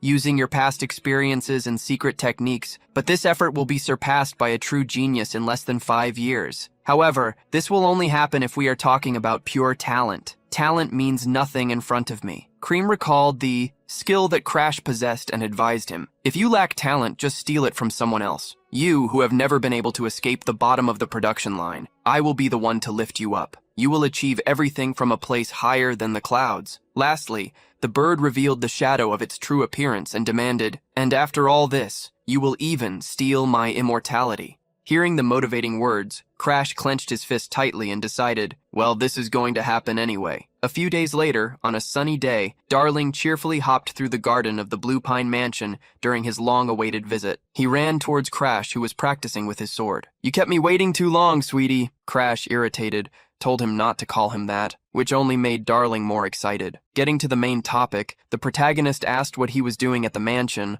while Crash continued to swing his sword. Darling Dunferlion searched through his bag. He pulled out a vial with a small pill and showed it to him. Here it is! Finishing, he handed the vial to Crash, smiling and looking for compliments. What do you think? Am I a genius or what? Crash thought it unnecessary to affirm the obvious. Darling observed the young man for a moment and suddenly tried to hug him. Crash quickly pushed him away, but Darling, who was trying to say something, seemingly remembered Annex. Crash was confused upon hearing the young man's name. Suddenly, Darling revealed the details. Annex had stopped training after losing to Charlotte, but had resumed training after the incident at the Sanctuary of Stars. The protagonist couldn't believe that the traitor had actually been inspired after being defeated by him. Sighing, he claimed not to care about Annex and told Darling to go home. At that moment, a black crow landed on a nearby tree and interrupted Crash, warning, "It's fine for him to stay. I intended to use an elixir to strengthen that weak body of yours anyway. Ask that man with the alchemy star to prepare some elixirs for you,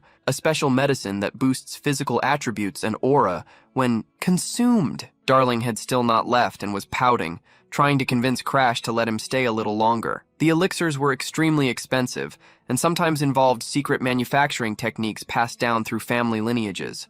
They were meant only for a few selected ones, far beyond Crash's knowledge. In his past life, the crow warned that it knew a formula, so they would just need to convey it to the alchemist. Thus, Crash obeyed the crow and informed Darling, "There's one more thing I want." As soon as he heard that Crash wanted, he chirred. The young alchemist asked if, by any chance, the news about the Nyx had ignited his thirst for growth. Still, Darling questioned whether Crash could obtain the materials, as the Valheim family did not support him. Having knowledge from his past life, Crash was confident he could acquire the items. The crow, perched in a nearby tree, instructed Crash to repeat the recipe as he mentioned it. Thus, the protagonist listed the ingredients one by one, witnessing Darling's expression change with each moment. Mouth agape, surprised, shocked, and overwhelmed by the complexity of the elixir, he began jotting down notes. In the end, he realized it would work, and was amazed. Wow, where did you get this kind of information? The crow felt proud to see a talented alchemist recognize its formula. In response to Darling's question, the protagonist simply stated that it was a technique passed down within the Valheim family. Darling agreed to make the elixir, but there was a problem: how to obtain the materials. He wouldn't even be able to get his hands on the sun fungus of the heat snow or the golden dragon herb. First, the heat snow fungus grew in Harden Hearts, but the mountains were steep and erosion was severe, making it almost impossible to find. Regarding this item, Crash thought to ask Bianca, since her family was from Harden Hearts. Then there was the golden dragon herb, which was said to only grow near golden dragon nests in the remote regions of the Empire. They might be able to buy it in the black market, but if the Empire found out, it would be a headache if there were no other options.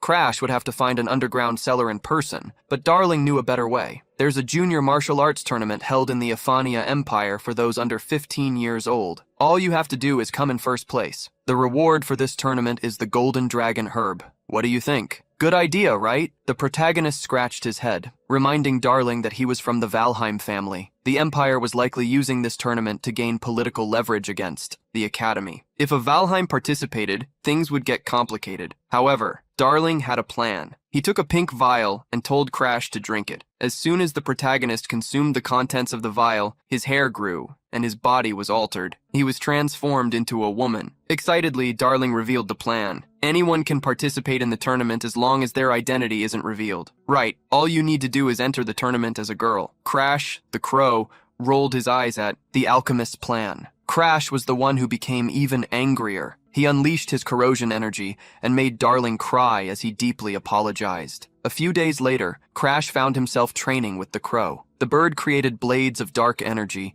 imbued with a slight crimson hue. Crash closed his eyes, concentrated, and wielded the sword, facing the attacks. The volume of strikes created by Cream overwhelmed the young man, forcing him to be quick. When finally Crash fell, Master Crow warned that they would only go this far. The pure blade technique I taught you this time is a style that reads the enemy's attacks without retreating. It's a high-level technique to instantly understand your opponent's movements. But combined with your natural intuition and sixth sense, you've reached a realm that almost approaches future sight. Cream believed that if he used the elixir to strengthen his body, his movements would reach the speed of thought, making him stronger.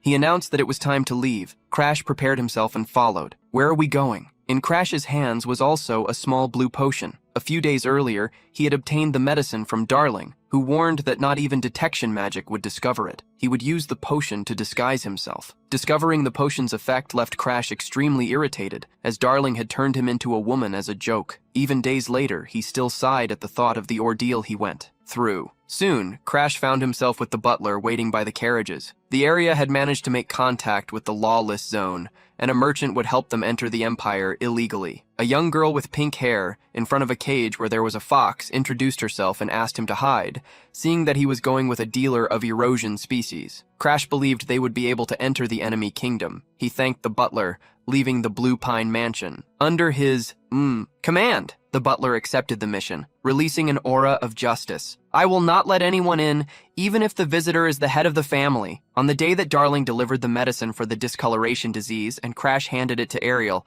the butler fell to his knees, trembling and crying while expressing his gratitude. He believed that his life could already be coming to an end, as there were no more regrets. Flash, however, asked, if you are truly grateful, then keep living, since I saved your daughter's life. Do not dare abandon this world until I say so. Just keep serving me. That is a small price compared to her life, right? With utmost gratitude, Helio vowed, I will serve you, no matter what. Crash no longer needed to worry about the butler's betrayal. Bianca, who held a basket and wore a hood, thanked Crush for accepting her plea. He would send her home and asked her to rest. However, she warned that as soon as she obtained the white snow solar fungus, she would return immediately. Then she handed him the basket and vowed to wait for him. He accepted the gift and promised, I will try to return as soon as possible. Seeing the sandwiches in the basket, he thanked her, then headed to the carriage, said goodbye, and wished her a good journey as well. Crash set off towards the Empire. The journey was interrupted, and Crash used the power of Ignis to combat the monsters along the way. The bird flew overhead, asking what the power of erosion was like. Crash felt stability thanks to his sixth sense, as the merchant was taking a route that avoided eroded lands as much as possible. Crash could not absorb any unpurified erosion along the way, only fighting against small prey. While Crash and the Raven conversed, the merchant guided the cart while eating an apple. The apple suddenly fell. The crime warned that something had happened. The merchant had been captured by bandits. The leader of the bandits maliciously approached the young merchant, who blamed herself for not noticing their approach. A noise suddenly erupted, and a wide cut of energy eliminated most of the bandits at once. Crash's gaze was grim upon seeing someone getting in the way of his plans. The leader of the bandits was startled, but ordered his henchmen to advance. Several muscular bandits rushed toward Crash, ignoring the merchant. The protagonist held the sword, not with his hand, but with energy. He walked amid the bandits, delivering a single blow to each of them, eliminating them as he moved closer to the leader. Realizing that the young man was no ordinary foe, the leader attacked him with an axe. Crash raised the sword and blocked. The bandit did not stop, slicing through the air with precision, trying to hit the young man. However, his attack seemed to be red. This infuriated him. Do you think your cheap trick will keep working on me? Crash mocked the man, as he could face him even without using his sixth sense. The bandit decided to use his secret skill. All right, I will destroy your sword, and you along with it. Crash raised his sword to block the blow from the bandit's axe, but halfway through, The strike changed direction, attacking not from above, but from the side. Crash's eyes widened in surprise. A loud impact echoed through the forest. Fire erupted all over Crash's body as he stared deeply at the man. That secret technique. You are a disciple of the butcher dog, aren't you? Crash remembered Bergman well, the butcher dog. He was someone who had become a servant of the invaders. Just like Bianca, he was destined to infiltrate Starin, to eliminate people, being stopped only by Charlotte. Facing the possible apprentice of Bergman, Crash wondered what was happening as the incident would make Charlotte famous throughout the Empire. Bergman's infiltration in Starin wasn't supposed to happen yet. One of his subordinates in the lawless zone was extremely curious. Crash didn't seek answers. He just attacked with the flames of Ignis and eliminated the bandit. The protagonist felt a bad sensation related to the incident, which is why he planned to quickly obtain the golden dragon grass to get out of there. The capital of the Sealan Empire was a large city, cut by rivers with enormous castles. Crash made his way to the building where the registrations for the martial tournament were taking place. There was already a large number of people present. A young girl with white hair, Cisleophania, the fourth princess of the Empire, currently 14 years old, was among them. Her eyes sparkled with excitement at seeing so many interesting competitors. "My precious diamonds, I will take each of you to the La Helene Academy." Beside her, an assistant warned, "Such inappropriate behavior, princess. If your majesty saw you, she would faint on the spot." However, just imagining her father complaining made Sisley nearly faint. The assistant saw the little princess covering her ears to block out the sound. Cisleophania was the youngest daughter of the Empire. At 7 years old, she already possessed a brilliant mind capable of solving advanced math problems. Everyone believed she could rewrite the history of the Empire and become a candidate for the throne. However, she knew that, being fragile, if she got involved in the imperial contest, she would surely be the first eliminated. Sisley decided to abandon everything and make them give up on her, all in the name of survival. From then on, Sisley used her brilliant mind to act as an uncontrollable troublemaker. Eventually, even those who praised her intelligence gave up considering her an imperial candidate. Having watched Lady Sizzle for so long, the assistant knew she was just pretending. However, she seemed to be taking it very seriously lately. Sisley leaned over the wooden railing of the second floor, calling for her assistant Sira. "Look!" There was a hooded young man with a dark aura, his eyes half closed and a crow on his shoulder. The princess became extremely excited as the young man exuded a villainous aura, and if he was from Valheim, our sworn enemy. Despite the young man appearing suspicious, Sarah dismissed the possibility of him being from Valheim. However, the princess wanted to find out. She climbed over the wooden fence and jumped towards the young man. "I'm going to check this personally." As soon as she landed in the hall, Sisley hurried towards the one she had seen. Time to expose his true identity. Suddenly, the young girl stumbled, and the very one she wanted to unveil caught her to prevent her from falling. The young man with closed eyes and long bangs warned her, "Hey, wild girl, watch your steps." Wesley stood still in the middle of the hall as the young man walked away. She then realized that his calm tone and demeanor showed he knew who she was. Crime praised Crash's luck for meeting the fourth princess. However, he, conversely, wanted to avoid her as much as possible. He had already finished the registration for the competition.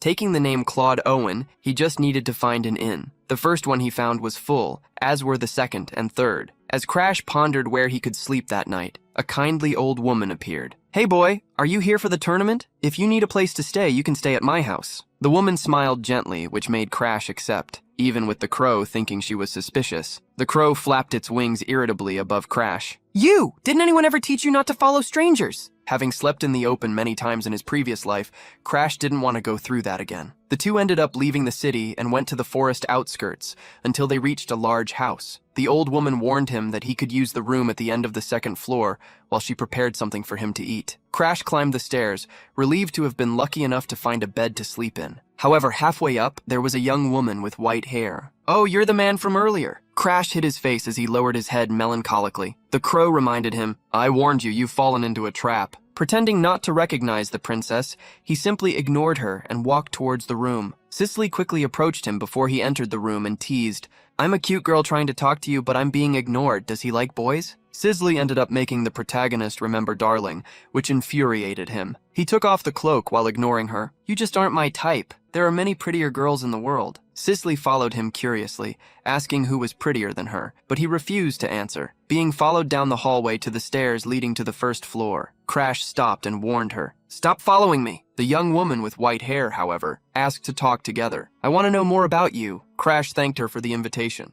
But at that moment, coldly, Sisley used her final card, knowing full well that I am a princess, you still act this way. She stared at him, revealing her registered identity for the tournament. You will really do this, Mr. Claude of the Starlong Kingdom? Crash knew that if he spoke more, he could be exposed, so he feigned ignorance. I don't know what you're talking about. A child must finish their meal quickly and prepare for bed. Sizzle was outraged, reminding the young man who believed he was, called Claude, that he too was a child. Sarah interrupted the princess, asking if the young man was really from Starlong. The princess confirmed. Even though the Empire's language and Starlong's were the same, each had its own intonation, and he carried that of the region. Crash sat down at the table, eating alongside the raven next to the princess. Sarah praised her for noticing every detail of someone's accent. Sisley had a brain capable of analyzing information that normal people couldn't. She became even more intrigued by the young man, for by his reaction it seemed he knew her, but she had never seen him before. Sarah picked up a sword,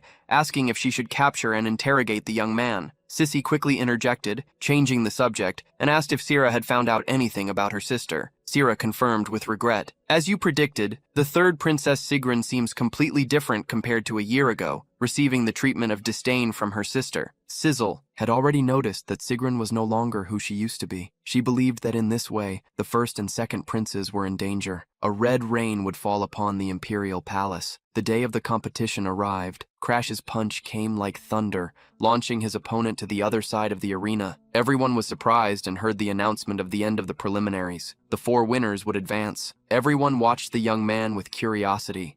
Who is that guy with the half-closed eyes? Does he live in the underworld? That raven is strange too. Even though it moves intensely, the bird doesn't leave his shoulder. Crash knew the reason for the look. He had been pursued by the princess since the previous day. Despite her investigation, Crash was relieved that she hadn't interfered in the preliminaries. He left the battlefield behind with the opponents fallen on the ground. The preliminaries consisted of teams of 100 players, and only the top 4 would advance to the finals. Since there were only common opponents, he found it natural to win with such a power difference. As he returned to the inside of the Colosseum, a man with his face covered in bandages stopped him. He, as the rumors say, there's a suspicious raven on your shoulder. The man, filled with scars and stitches all over his body, asked if Claude was from the famous underworld family, the Night Raven. The Night Raven was a group of assassins not affiliated with the Empire, but feared as the most dangerous force in their underworld. They had been one of the factors in the Empire's downfall in Crash's past life. Since they weren't part of the Empire,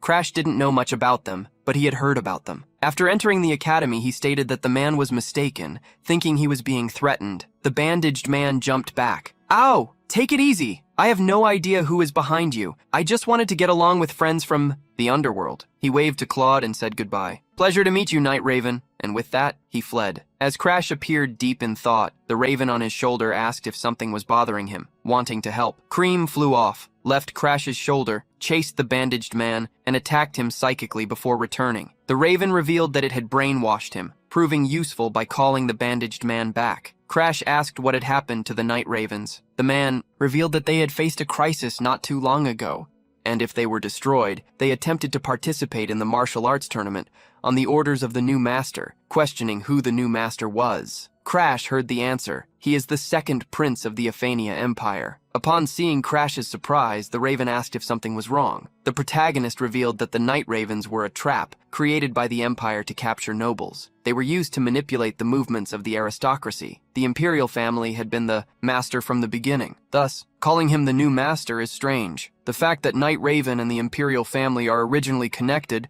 should have been hidden from the public until the fall of the Empire. Crash disclosed his thoughts and doubts to Cream. But the fact that even a low-level guy like this knows that the second prince is the master means that someone is using the second prince and intentionally spreading rumors. Crash remembered something. Originally, the role of the second prince was to strengthen the influence of the first prince. The Night Ravens planned to get rid of the second prince first to weaken the power of the crown prince. In that case, who would benefit from the confrontation would be none other than Sigrun Aphania. If Sigrun was moving differently this time, Flash believed there was a possibility that Arthur's memory inheritance plan had succeeded. If that happened, the person Sigrun was targeting now, possessing the memories of the future, would be the one who sacrificed herself after hiding the Emperor's symbol, the White Dragon Pearl, and the one who made Arthur merely an emperor in the name of the fourth princess, Sisley Aphania. To secure the throne she obtained for Arthur, Sigrun would try to eliminate the troublesome Sisley first. If Sigrun became empress, the empire would perish, leading to a global flow of erosion. To prevent the end of the world, Crash realized he would have to interfere with these plans for the sake of the world. Sigrun and her ability became his new target. The protagonist asked Kryn for help. The Raven believed that a returner would generally try to act only based on the information they had, but how would deciding to lend their power help this time? Changing the subject, the Raven asked what they would do with the man in the stripes. The protagonist allowed him to be let go, since he had fulfilled his purpose. Kryn, however, wanted to make him a servant and marked him with a star. "Go back to where you belong!" The man staggered off. Kryn asked the protagonist what they would do. Now, Crash decided, "It's time to use our appearance. In this form, we will find the true Raven of the Night hidden in the finals." At the same time, in the underworld, a hooded being silently ate with a toothless mouth. "Claude, did you say there's someone named Claude? To think someone would pretend to be me, a member of the Ravens of the Night." Shadows began to gather around that long-haired person with red eyes like a crimson energy from the dark. "I will teach you a lesson." Back at the Rappergeur martial arts tournament in the round of 32, Claudia used her legs around the opponent to make him foam at the mouth, defeating her enemy. The protagonist raised his raven in his hand while he listened to the winner of that battle. "It's Claude!" In the stands, everyone shouted the name of the Raven of the Night. The protagonist kept his face hidden, impressed that everyone was convinced of his false identity, but hoped the true Raven of the Night would appear soon. Before leaving the arena, the protagonist spotted Ceasley and Sierra in the stands. The princess had come to watch him, even after he had warned her on the night the preliminaries ended. The princess met with him to say she had heard he won, but she became curious seeing that Claude's gaze showed concern. The protagonist replied mysteriously, "It's nothing, just, you certainly have a strange life." Confused, the princess asked if something had happened, but he simply ignored her, unwilling to talk, and warned, "Mind your own business. The main finals are tomorrow, so I'm going to sleep." The princess brought her hand to her face, sighing. She knew something had happened, and wondered where Claude got his information. She called for Sierra, and asked if they could really trust the Empire's spy they had hired. Sierra frowned, and decided to confirm the information, just to be sure. The fact that Sizzle was still there, despite Crash's warning, meant that she must have noticed Sigrun's plan. Looking at the one she knew as Claudia, the princess murmured to herself, "Night Raven, that name isn't cool." Having gone through the finals, Crash now awaited the real person to show up, while wondering if the princess knew he was just pretending to be the Night Raven. When he returned to the Colosseum's hallway, he encountered a woman with long hair, her tongue sticking out, who questioned him. "Hey, is it fun pretending to be the Night Raven?" The woman was leaning against the wall, just like the bandaged man from the previous day. Crash smiled wickedly, though surprised. "I didn't expect you to reveal yourself so soon." The woman quickly grabbed 2 daggers and lunged at him. Crash watched her and dodged each strike until she jumped directly to stab him, and he held her wrists. With her arms immobilized, the Night Raven employed another tactic. Bone arms emerged with sharp claws at the tips and an embedded aura of erosion. "This is your end, boy." However, Crash managed to overpower her, shattering the bone arms with a headbutt. He also hit her in the face. As he knocked her down, he demonstrated his superiority. "It's futile. Dark art strengthened by the world's erosion don't work on me." Evalaske, the one controlling the woman who attacked him, was astonished. As he discovered my true identity, the protagonist approached the woman and questioned, "Is the tiger holding your heart? It's not where you are now. I have something to discuss with you." The woman in front of him, being merely a puppet, stammered, unable to respond. Crash pointed at her and offered a deal. "I will use my ability to retrieve your heart in exchange for you telling me everything about Sigram's plan. Hand over all the information about Evalask Benapote, the necromancer." In a distant place, a young girl in glasses and pajamas under the covers clutched her bag of chips, startled. Necromancer Evalask Benapote was a world eroder, whose heart had been stolen and held captive by the Empire for 1,000 years. In the past, Arthur had introduced her, saying she might be useful. The generation of the Blue Skies didn't care much about this girl, and Crash had only heard that she was the only necromancer in the world. He didn't know she was the Night Raven. Pausing to think, Crash realized that if what attacked him was only a zombie, it wouldn't reveal information, even if it failed. A necromancer controlling bodies, ravens clustering around them, and a family of masters. All signs pointed to the association with Evalask. As the Night Raven was eliminated while Crash was in the academy, he never knew their true identity. The protagonist wondered if she had disappeared because she was captured by Arthur. The protagonist kicked a random door and found, behind it, a young girl in the midst of trash and spider webs. She curled up under the blanket, moving away. Crash pulled the blanket, revealing the young girl with long hair, orange streaks, and white raven brooches in her hair. Touching Evelask on the chin, he made her lift her head. The 1,000-year-old girl stammered in fear. "What are you doing? You said you would find my heart."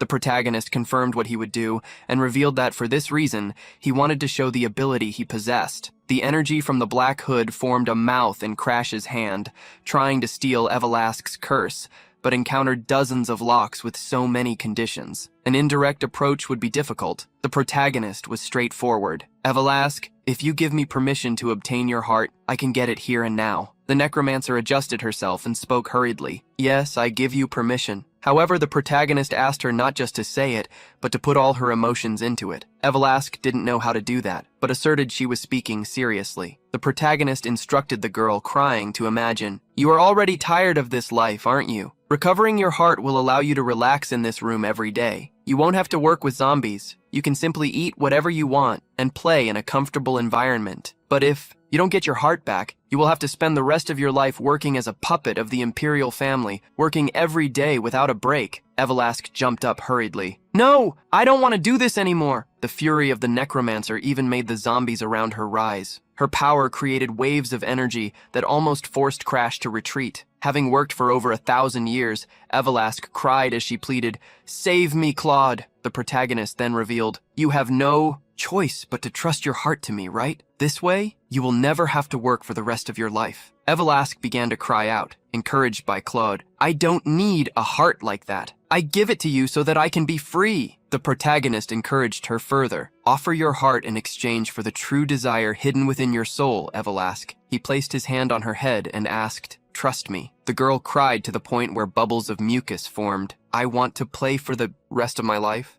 Please take this heart away." The power of the Black Hood finally took effect. Crash congratulated her. "Good job, Evelask. With that, you are finally free." Upon hearing that she would be free, Evelask hurriedly asked him to retrieve her heart. The protagonist, however, insisted that she keep the promise. "I will give you your heart when everything is over." Evelask did not want to work anymore, but Crash asked her to do it one last time, to reveal what Sigrun's plan was. Evelask asked if Claudia knew the swordmaster who accompanied the fourth princess, Sarah Batera, and revealed, "I will use that woman. I have been ordered to use her body to eliminate Sisley." That night, Sarah found herself facing a spear being thrust through her. She confronted the woman before her. "You shouldn't be stronger than me." Diana, who was being watched by a black crow, mocked Sarah. "Isn't it tough to realize it all too late?" Throughout the Empire, the tip of the spear advanced as she bid, "Farewell. Goodbye, Sarah, the sword of madness." As Sarah fell to the ground, a large zombie walked towards the two, knowing he was being controlled by the necromancer. Diana commanded, "This is an order from Lord Sigrun. Manipulate Sarah's body and eliminate the fourth princess, Sisley." Diana looked at the moon, remembering how it had already been a year since her return. To the moon, she asked, "Lord Arthur, are you watching us? Lord Sigrun and I are doing our best for you. Lord Arthur, I miss you." A day after the regression, all three of Arthur's women met with him at a hotel. That day, he had told them to wait for him at the Peace Statue Square at dusk. However, Arthur did not show up that day, when even the beautiful had disappeared. Mary asked Sigrun, who was with her, if she couldn't find Lord Arthur. They wondered where he could be now after a year of waiting. Diana still persisted. She believed in Arthur as Sigrun had encouraged her to do. Mary swore that before Lord Arthur returned, she would regain her strength and become the strongest spear. Looking back at the hulking zombie, she called to Evelask, who was behind him. She asked, curious, "Is the young man with the raven who was in the tournament one of your bodies?" The zombie confirmed, and Evelask was praised. "You have good taste. You intentionally put a raven on him to catch the dark attention." However, she warned, "Don't think about doing anything strange, just because Sigrunio isn't here. I still have your heart, got it?" Pretending to be scared, Evelask felt it that way. The zombie left with the wax body. As she watched it go, Mary sighed. Evelask always had bad taste in bodies, but this time she was hiding such a cute boy. Licking her lips, she sighed in disappointment that the boy was just a zombie. The next day, the same boy arrived at the arena. Before him stood his opponent, someone he never expected to fight, Peely, a 14-year-old peasant from the provinces. He had a very ordinary appearance, a pure boy whose dream was world peace. Peely was a strong person, belonging to the blue generation just like the academy. Everyone saw Claudia draw her sword for the first time and believed that the opponent was strong, even being so thin. Peely also drew his sword and tried to bring Claude to the side of good. You don't want to follow this life, right? They are going to inaugurate the academy there, Helena. That's a place where no country can interfere. You and I made it to the finals, so we have guaranteed admission. You can leave the Ravens of the Night and live a normal life. Peely showed the protagonist to be who he always was, a great companion. As the referee waved for the countdown,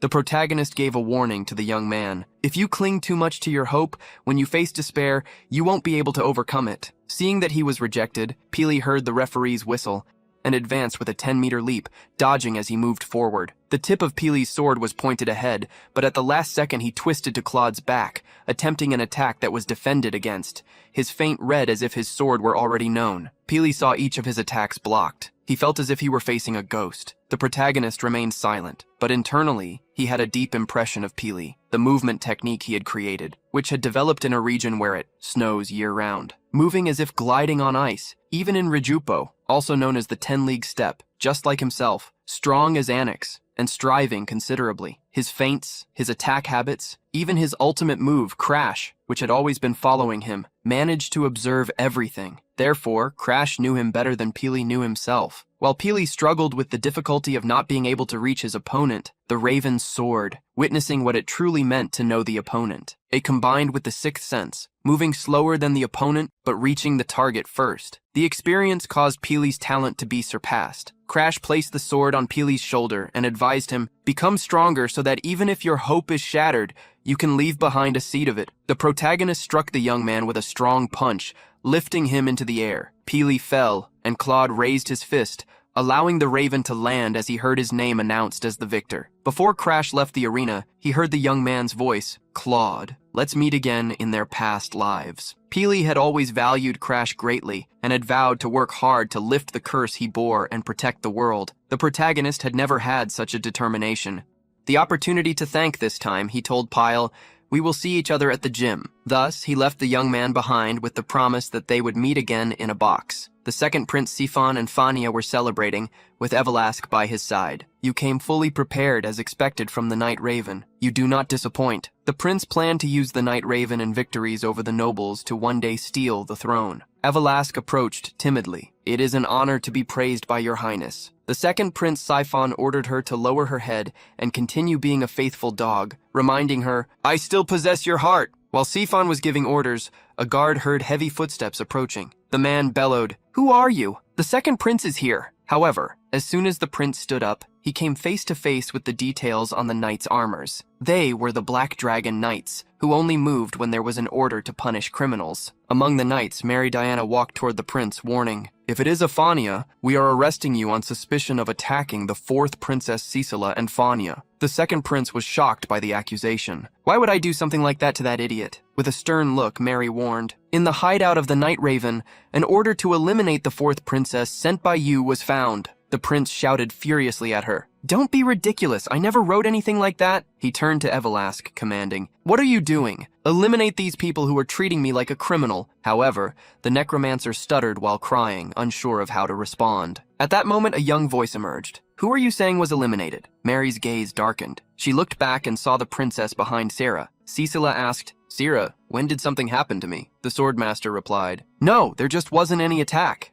I didn't see anyone with such an intention." Sizzle and Fania waved to Mary with smiles on their faces, showing that both she and Sira were alive. The princess stared at Mary, commenting, "It seems something is wrong because this person thinks I have been eliminated." With her mouth agape, Mary, who did not see her plan succeed, asked what had happened the night before. Sarah was rushing in a hurry upon discovering that her princess's premonition had come true. Sizzle had questioned whether the spy was truly reliable, and Sarah decided to check once more. Sira eventually discovered that all the spies they had planted had been neutralized. With the unexpected turn of events, she wondered, worried, who was targeting Princess Cicely. As she tried to return, Princess Sira saw a black raven in her path. The raven spread its wings and released a dark crimson energy, and a voice emerged in the young knight's mind. "In exchange for your vitality, I will share the power of immortality with you, for a time. Therefore, pretend you are not alive anymore." Hearing the voice enter her mind, Sira also felt the energy of the raven enter her body. A star appeared in her eye. Sarah staggered after feeling dizzy for a moment, wondering what was happening. "He asked me to pretend I'm not alive? Is someone hunting me?" At the same time, Mary and Diana appeared behind her. Sierra's question was answered by Diana's spear. She realized that if it weren't for Claudia's raven lending her immortality, she wouldn't be able to stand by Sizzle the following day. The fourth princess, now facing Mary, ordered, "Sierra, former vice captain of the Yellow Dragon Knights and my knight, detain the vice captain of the Black Dragon Knights on suspicion of espionage." The knights were startled by the accusation directed at their vice captain. The fourth princess glared at them with a piercing look and assumed that I was no longer alive. And she brought the Dragon Knights. It's not like she could do that without being involved. Did she obey her princess? And she charged, sword in hand, striking one of the knights in her way, throwing him against a wall. She approached Mary, who didn't even know when the table had turned against her. Mary had ordered Evelask to use a body to eliminate Sizzle after dealing with Sierra. Still, both were walking under the sunlight. Meanwhile, the spies that Sigrun and Mary herself had planted among the Black Dragon Knights were being defeated. The cunning fourth imperial princess noticed everything and ruined the plan. Mary bared her teeth, understanding why Sigrun had tried to eliminate her sister. If they left her alive, she would become a great obstacle. Knowing this, Mary reached into a bag where there was a heart. She squeezed the heart and commanded its owner, "Eliminate the fourth princess of the empire immediately." Evelask was surprised by the order, for although Claude had sworn he would help her, he had not yet stolen the heart. Evelask couldn't refuse the command given to her heart. Her crimson energy overflowed as everyone around screamed in terror. It was at that moment that Mary felt the bag in her possession vanish. The heart had been lost. Mary had failed to eliminate the fourth princess, unable to blame the second prince.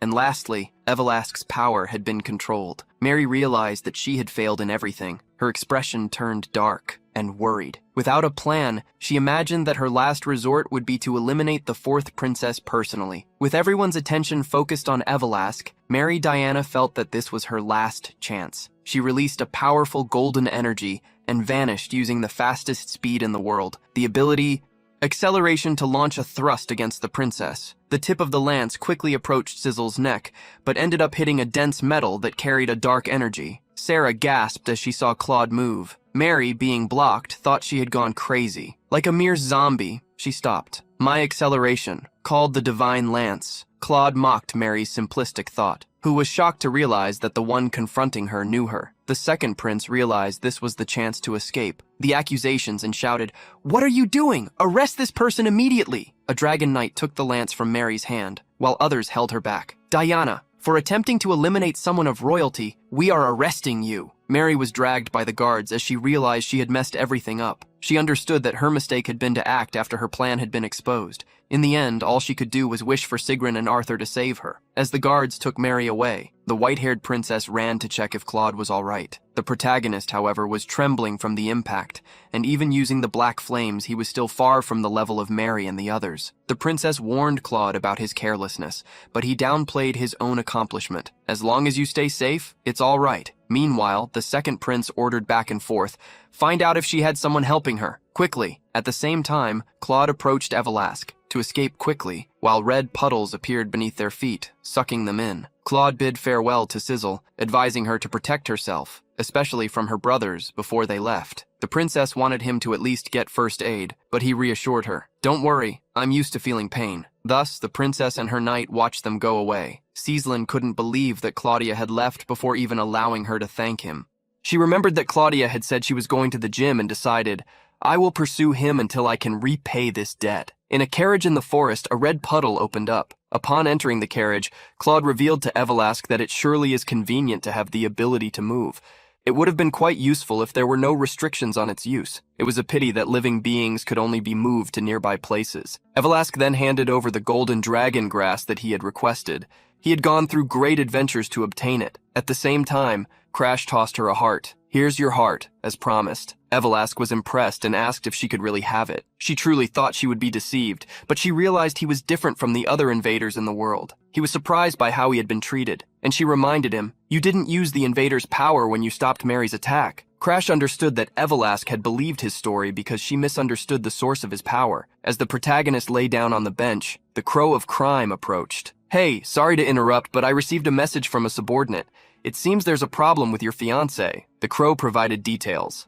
A guy named Butcher Dog entered the Hardened Hearts Mountains, and his fiancé, who was in the mountains, disappeared. When the protagonist met the butcher's disciple, He had a bad feeling and now understood why. The protagonist warned Evelask about the problem with his fiancée. Let's go to Hardened Hearts immediately. The necromancer was surprised to learn that an erosion master had a fiancée, and knowing she was in Hardened Hearts left her worried. I've heard that Valheim's fiancé is also in Hardened Hearts. I can't believe they could get engaged to a daughter from such a terrifying family. At that moment, the protagonist revealed he was not an erosion master. He pulled back the hood, also revealing that Claude was a false name.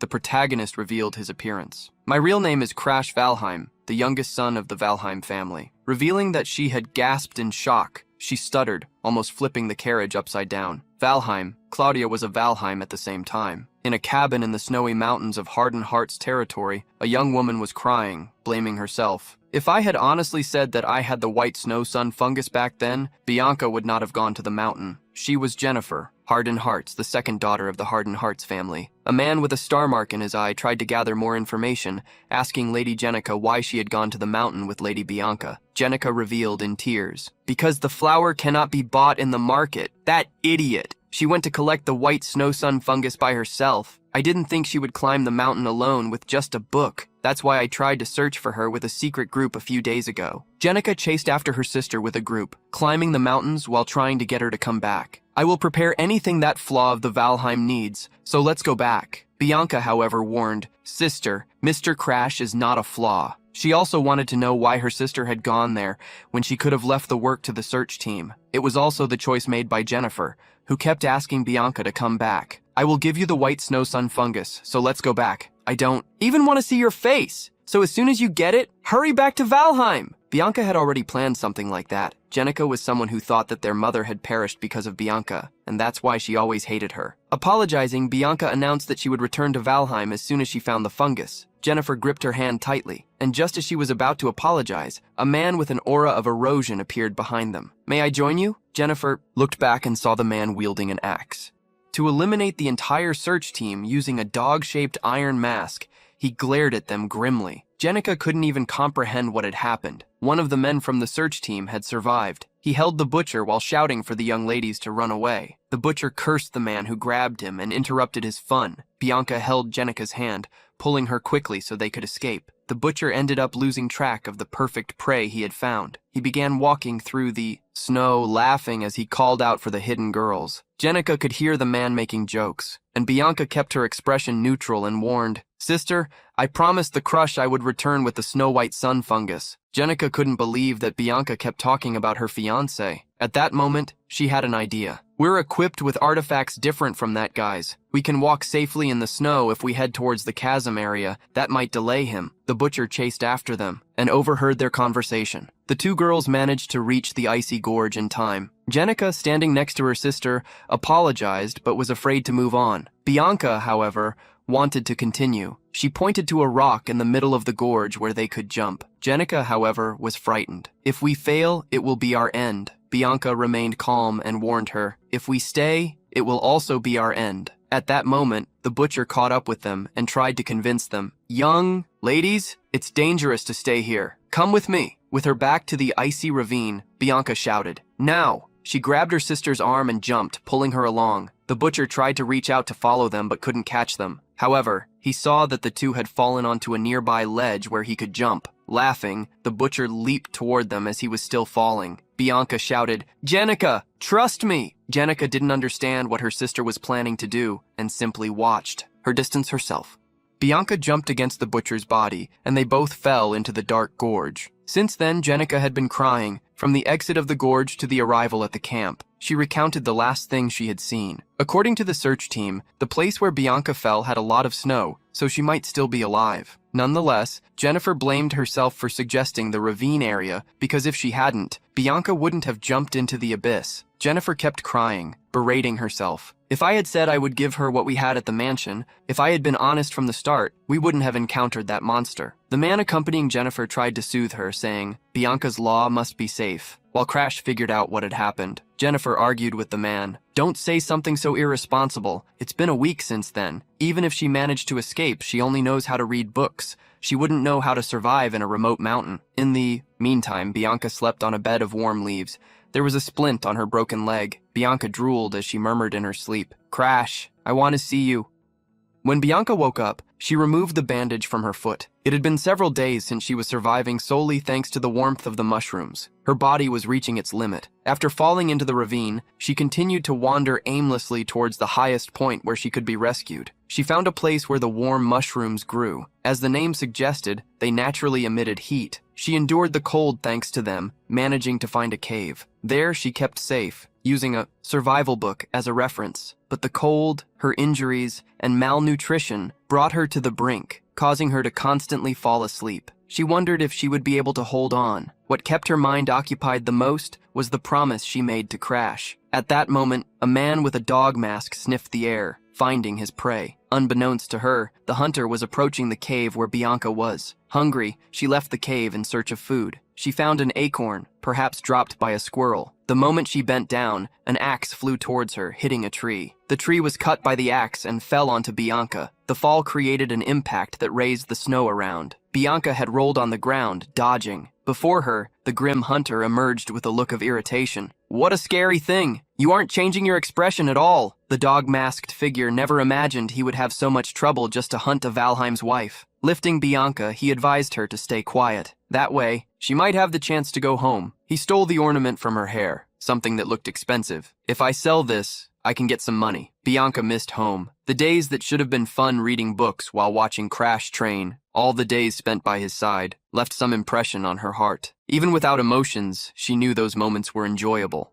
She wished to have emotions so that she could feel even more comfort and happiness regarding those moments. Bianca murmured, "I want to see your desire, Mr. Crash." The moment her voice was heard, a hooded being overflowing with hatred in its gaze appeared behind the hunter. A single punch thrown by Crash made the man bend, releasing Bianca. The masked man stepped back. "Who are you?" Crash held Bianca in his arms, praising her for managing to survive. Now she could rest and leave the rest to him. Their eyes met, and Bianca fell asleep, placing Bianca on the ground. Crash let the raven, Cream, take care of her. Cream, before they reached the Nevada region, warned that both he and Ebelask could not become a combat power for him, as they had no obligation to cooperate. That would violate the Infiltrator's code. The Raven would not be useful in battle, and Crash knew how Ebelask feared. The master of the crazy dog would face him alone, but had been warned the last time he found an opening. But the butcher was still stronger than him. It didn't matter how strong the man was. Crash was convinced that he would be the victor. As the young man's aura overflowed, the butcher recovered his axe and bellowed, "Who are you? Why are you interfering?" Crash demanded, "Give it back!" The single word left the butcher confused with the energy it commanded. Crash retrieved the hair brooch. "This belongs to my wife, butcher dog!" Bergman immediately charged upon discovering who the young man was. Crash blocked the attack. The enemy was strong, and he could barely keep up using his sixth sense. The butcher had an aura at the upper tier of the expert level. The butcher marked Crash as a target. The reward for the rescue would increase tenfold. The axe attacks continued, but Crash blocked each one of them.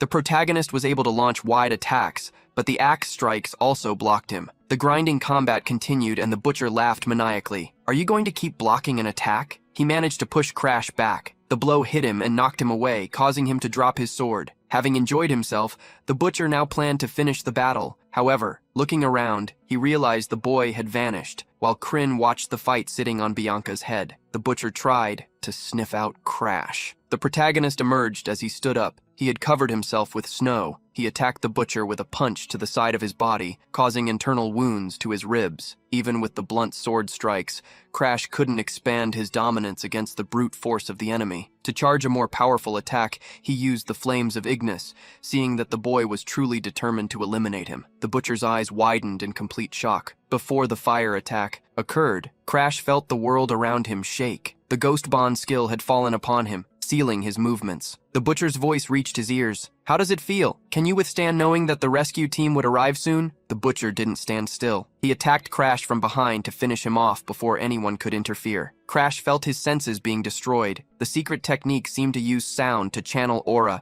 and paralyze the nerves. The old Crash would have been eliminated a long time ago, even upon discovering what was happening, but being someone different, he pushed all his aura to the absolute limit and activated hyperperception, awakening the sixth sense. As the butcher walked towards him, Crash was already planning what to do. He stood still, deceiving, allowing the enemy to be arrogant.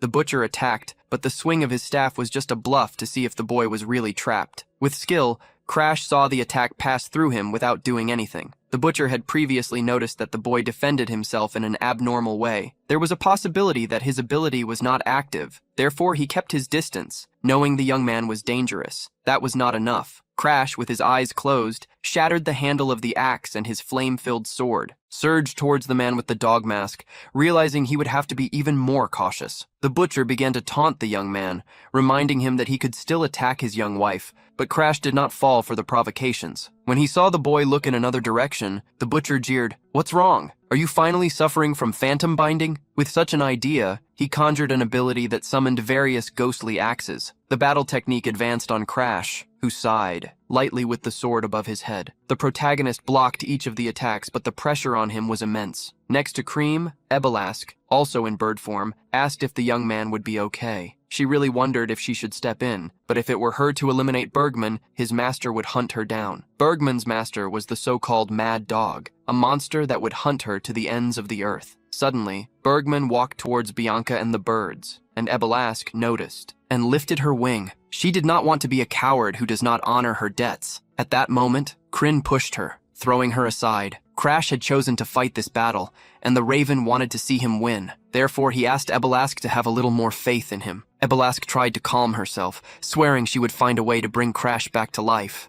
If something happened to him, the protagonist was reaching his limit. He used his sixth sense to track Bergman's movements, and had already burnt a lot of aura to the point of barely being able to keep his eyes open. From there on, he would have to rely on his instincts. Going back to wielding his sword, he deflected the phantom axes. One of the axes moved abnormally. It seemed like a feint. The axe was carried by Bergman. Crash's eyes widened when he heard a voice coming from the axe. "This is your end." The young man had noticed a long time ago that he had no talent. He had always been weak, and was not like the geniuses who could crush their enemies with pure strength and honorable strikes. For this reason, Crash had hidden his claws until the moment he truly needed to use them. The world seemed to shatter, and a crimson energy emerged in his eyes. An overload was activated within his body.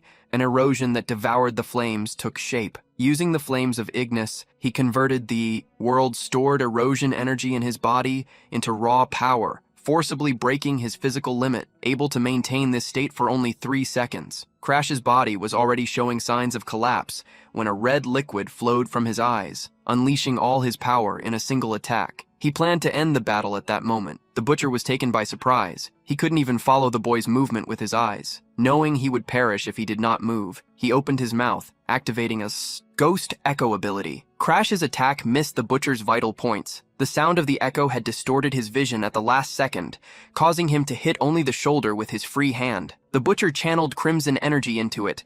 The sharp claws attacked Crash from the side. His sixth sense seemed to scream in alert. The erosion was disappearing in a second. Those claws would hit Crash's hand.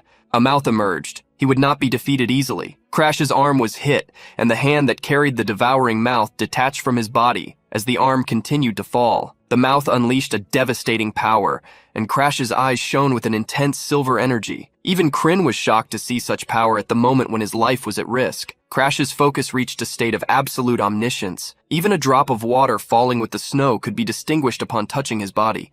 The butcher only felt all his equipment being destroyed when a blow struck him. Faced with the sword strike, he knew he had lost. Kryn formed a shield around Bianca so she would not be hit by the shockwave of the attack. Behind its raven appearance, the erosion being watched carefully what it saw. The strong would defeat their enemies without even shedding a drop of sweat, but for the weak to claim victory, a sacrifice was necessary. Crash fell to his knees on the ground, his body soaked with the red flowing from his wounds. The arm with the mouth and the palm appeared to be rotting. The raven approached him slowly with a questioning look. Kryn asked if he was satisfied. The strength within Crash's body drained away as his body toppled forward. Amid the satisfied murmuring, hardly had his enemy fallen, but he too. Kryn called Ebelask, who summoned one of his puppets to carry Crash and Bianca. With a magic circle, they returned to the Blue Pine Pavilion. In Crash's previous life, when he met Bianca, one day she recommended that he express his emotions more. He had an irritated look and was asked what hurt more, having emotions or not having any at all. He warned that regaining emotions in the state she was in, Faria would suffer a great shock. Bianca didn't care, even if she perished. He shouldn't either, since they were almost strangers. On the day the head of House Hardenhearts went mad, he destroyed the entire family. Bianca was the only survivor, saved by the genetic sister.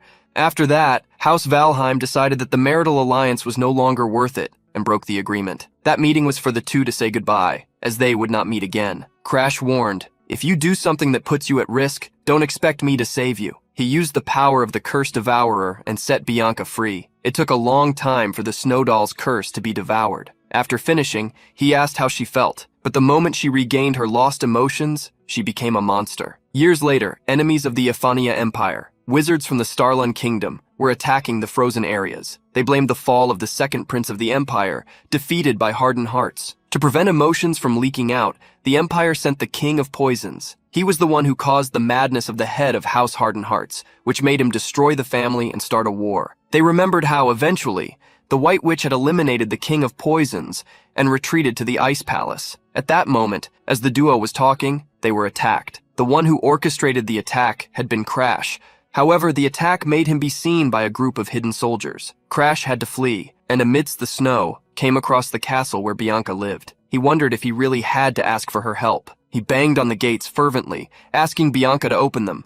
The gate opened, and an ice magic emerged, shooting arrows at the soldiers. Bianca passed by Crash, greeting, "It's been a long time, Crash." What they didn't expect was for one of the soldiers to throw a sword at them, and that single blade hit Bianca, who fell in front of the protagonist. The nursery held her in its arms while Bianca murmured, "Do you remember what I told you about what was more painful, to have or not to have emotions?" Bianca finally revealed what had happened on the day of the incident when she was saved by Jennifer. Her sister had said something to her. "It's not that I hate you.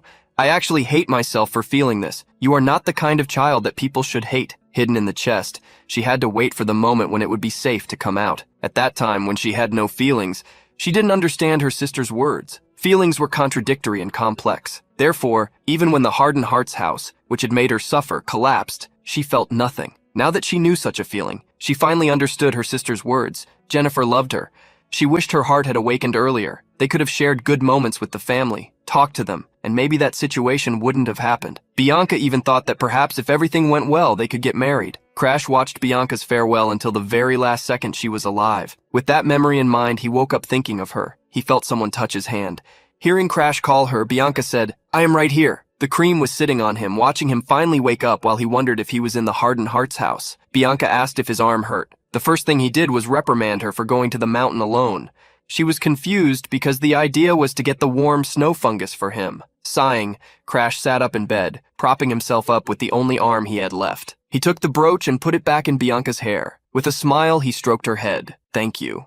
This was exactly what I needed to elect her." Bianca changed the subject, remembering that I have no emotions and you worked hard to save me. I do not feel happiness or anger, not even sadness. What Bianca felt was that she could no longer bear it. She did not want to be someone without expressions forever. "I want to laugh with you. I want to cry with you, but I do not want you to lose your emotions and end up like me. If you cannot smile, I will not be able to either." Bianca held Crash's hand to show that she was with him.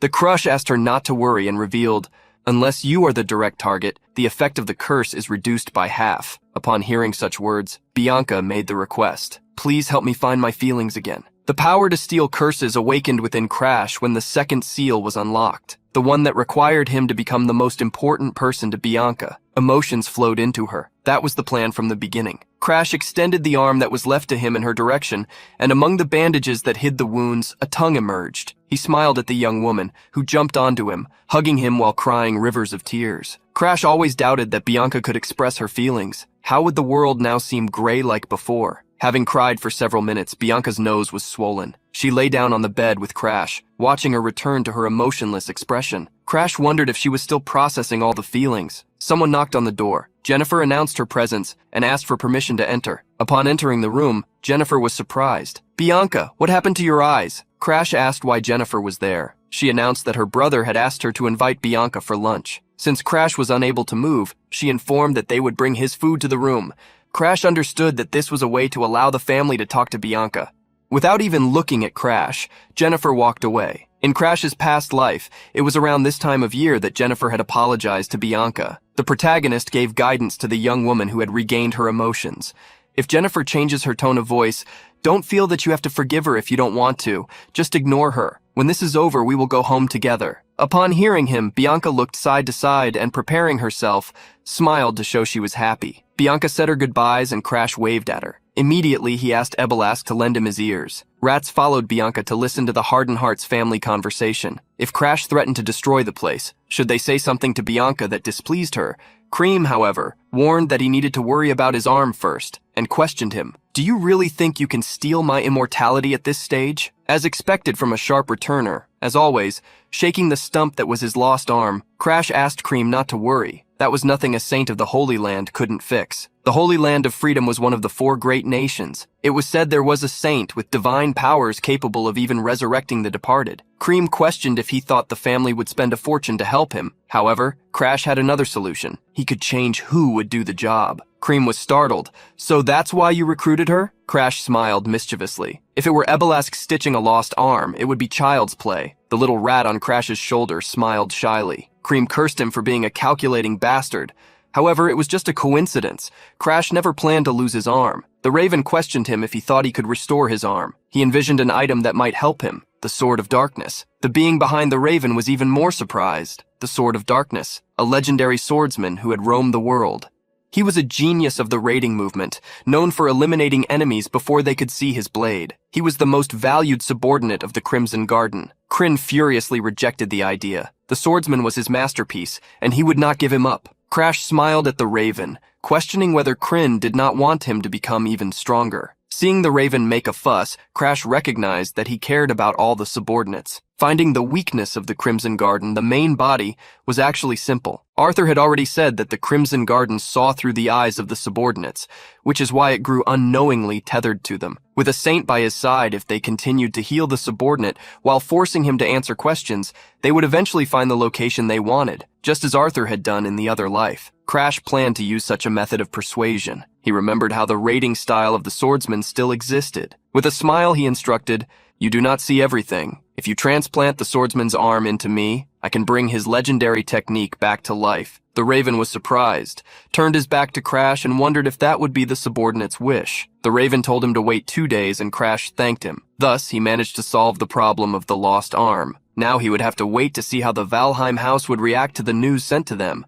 Crash needed to clarify things with the Hardenhearts regarding his arm. He was also concerned about Ariad, even having reported that he was at the Green Pine Mansion. He would find out that Crash was actually at the Hardenhearts' residence. The protagonist sighed, planning to send him to mind his own business. Still, he felt a bad omen regarding Bianca's conversation with the family.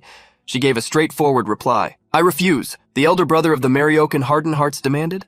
"Give the position of bride to Jenica." He wanted Jenica to marry Crash, who had possibly awakened his powers. Bianca, however, stated that she would not give up what she wanted. She would not abandon the position of Crash's bride, the only thing she was determined to protect. Mary Oaken blustered, "Do you think a cursed girl like you can fulfill that role?" Jennifer slammed her hand on the table, warning her brother that he was going too far, but he told her to think about the family. Seeing her sister at a loss for words, Bianca questioned, "What exactly has the family ever done for me? I couldn't care less about what happens to this house. From the beginning, there has never been a place for me in Hardenhearts. Father, brother, neither of you ever cared about me, did you?" Jennifer and Mary Oaken stared at her in shock. Bianca gave her ultimatum. "I have already made my decision. Even if I am expelled and lose everything, I will stand by Crash." Mary Oaken stood up furiously just as someone entered the room.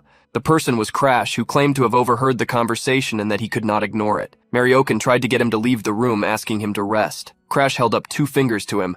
"There are 2 rumors spreading. The first is that I saved my wife and defeated the dog butcher at the cost of my own arm. The other is that the security of Hardenhearts is so pathetic that it cannot even stop the hunter and allowed a direct descendant of House Valheim to be in mortal danger." He smiled as he asked which rumor was more convenient for Mary Oaken. With their father away, the young man grit his teeth, knowing that Crash wanted something. He pointed at Bianca, instructing her brother, "Let her do as she wishes, whether to continue with the engagement or not." Mary Oaken saw his sister run to hide behind Crash, who warned, "I will not throw her out. The thing I care about the least is some curse." Mary Oaken did not believe that her sister had formed a bond with someone. He sighed, conceding. Crash remembered one more thing before leaving. "Priest Harden would not be able to successfully heal my arm. The results will be clear in 2 days. Please report as soon as you see them. It'll be good for the priestess's reputation, won't it?" Not understanding what Crash was planning, Mary Oaken decided to follow his plan. Jennifer, behind Mary Oaken, revealed her surprise. The sister was completely changed, holding hands with Crash. Bianca even asked if they should already get married. Away from there, a handful of wounds held a report. The man with white hair and a cloak covering his armor murmured Crash's name. Crash was trying to do push-ups with one hand, and it was harder than he imagined. To combine the sword-looting technique with a unique attack, he needed to focus the aura and the extreme blood poison on a single point. He tried to do it with one arm, but it seemed impossible. He trained while the snow fell, and the reality of being weak did not change. Still, he was happy to be able to activate the snow doll curse correctly. It protected him and made him notice the weakness of the extinction of erosion by flames, the ability that burned the world. It corrupted the power absorbed by the blood poison. Using Ignis, it allowed him to break limits and wield massive firepower, but in return, he would become unable to move when the power ran out, leading the body to extreme heat. Crash could have his organs incinerated, so he could not use the ability for some time until he could control it. Raising his hand to the sky, he saw a bird flying, which made him think of something. The cold aura of the moon could help him withstand the fire. He smiled, formulating a new goal: the shadow of the moon of the Flame Emperor, Aslan and Gret. Crash decided to steal Aslan's curse. As soon as his arm was healed, Crash went to a large tree. That was Ebelask's home. The tree suddenly opened, and a young servant appeared. She was Unit 8, produced by Ebelask. The young woman had rabbit ears, which caught his attention. The inside of the tree was like the hall he had visited last time. The places seemed to be connected. Ebelask was happy to welcome Crash and showed an arm, warning that she was ready for the transplant. It was a dry arm, and its appearance made Crash question whether they could stitch it immediately, even though it was possible. Ebelask warned that it would hurt. A servant appeared with a hammer, and Ebelask asked if he preferred to undergo the procedure while unconscious. Ebelask smiled, advising him not to cry later. Crash sat down, and Unit 8 held the arm that was to be transplanted. Crash lay on the table, and the dry arm was placed beside him. Ebelask raised her hand over the dry arm and Crash's shoulder, releasing dark energy to begin the process. The arm started to move, and Crash had to bite on a cloth to avoid screaming. The regeneration and fusion of the arm were completed. Next came the connection between the nerves. A pain spread throughout Crash's body, originating from his arm like a lightning strike, finishing the transplant. Ebelask sighed, impressed that he had not passed out. The straps holding Crash were removed, and he stood up. The dark arm seemed perfectly attached to his body. Immediately, Crash used extreme blood poison, and the assimilation began. The arm that had seemed dry came to life. Around the arm, bubbles started to emerge, as if it were transforming into a monster attached to the young man's body, should he be unconscious. The arm that absorbed the extreme blood poison. He could go insane while adjusting the amount of aura. Crash allowed him to get used to it little by little. Soon, the arm returned to normal. It was in perfect condition, as if Crash had never lost the original. The protagonist analyzed the new arm, commenting on how it looked like the original. Crime approached, asking Ebelask to lend the training field so that Crash could learn the sword drawing technique. The young-looking outsider crossed her arms, warning that she was not Cream's servant to obey him. It was then that Cream commented, "I heard you were looking for an ancient book called Hakutu." Ebelask's eyes sparkled. "Lord Cream," she submitted, and ordered Unit 8 to guide them. Crash followed the maid while being questioned about how much he knew about the drawing technique. The protagonist asked if the technique was strong and was punished by the Raven's Pecs for asking a stupid question. Crime revealed that the technique might seem like a simple attack, but it was different. Unlike other techniques, it divided the stored aura into thin parts to exert maximum effect, making them explode. The granulated aura increased the acceleration of the explosion, and while still in the sheath, the sword would explode outwards. Crash still did not understand, but receiving the sword delivered by Unit 8, decided to try to reproduce the skill. The Raven ordered to let the arm act on its own. The sword was inside the sheath. Crash smiled confidently. He had a good teacher, and the original arm that used such a technique had everything. All that was left was his will. He decided that until he could reproduce such a technique, he would try again and again. A few days later, Crash was still trying to execute the sword drawing technique. The aura overflowed from the weapon, and when it reached its peak, he drew it, unleashing a devastating blow. Unit 8, training with him, dodged and reported how he was still managing. Seeing the sword with the eyes, the technique was fast enough to not be seen, so to reach it, the sword also could not be perceived. Crash understood that this was an aura problem. He would need to return to the Blue Pine Hall to learn the next technique and become stronger. He thanked Unit 8 for helping him train, but she didn't need any thanks. On the contrary, she tried to motivate him. "Lord Crash, please have more confidence. Someone with a unique number like mine is at the level of master fighters." Still, those that Crash would face were one level above. Ebelas, who ended up going to the training field, upon seeing that everything seemed calm, warned that she had finished and was about to go meet him. Crash noted that he would be returning to Valheim, which surprised her as she would be left alone. He explained that if she went with him, they could be discovered, so she could stay where she was if she wanted to. Ebelas, who felt a bit of fear remembering how there were many frightening people within the Valheim family. Crash asked if she was talking about the 5 ancients. They would definitely take note. He asked her to stay there. He also had something he wanted to request. Keep an eye on someone named the King of Poisons. Don't let him interfere with the hardened hearts. Protect the head of the Gurakan family. Ebelas, who was quite surprised and worried to receive the request to deal with one of the top 10 strongest.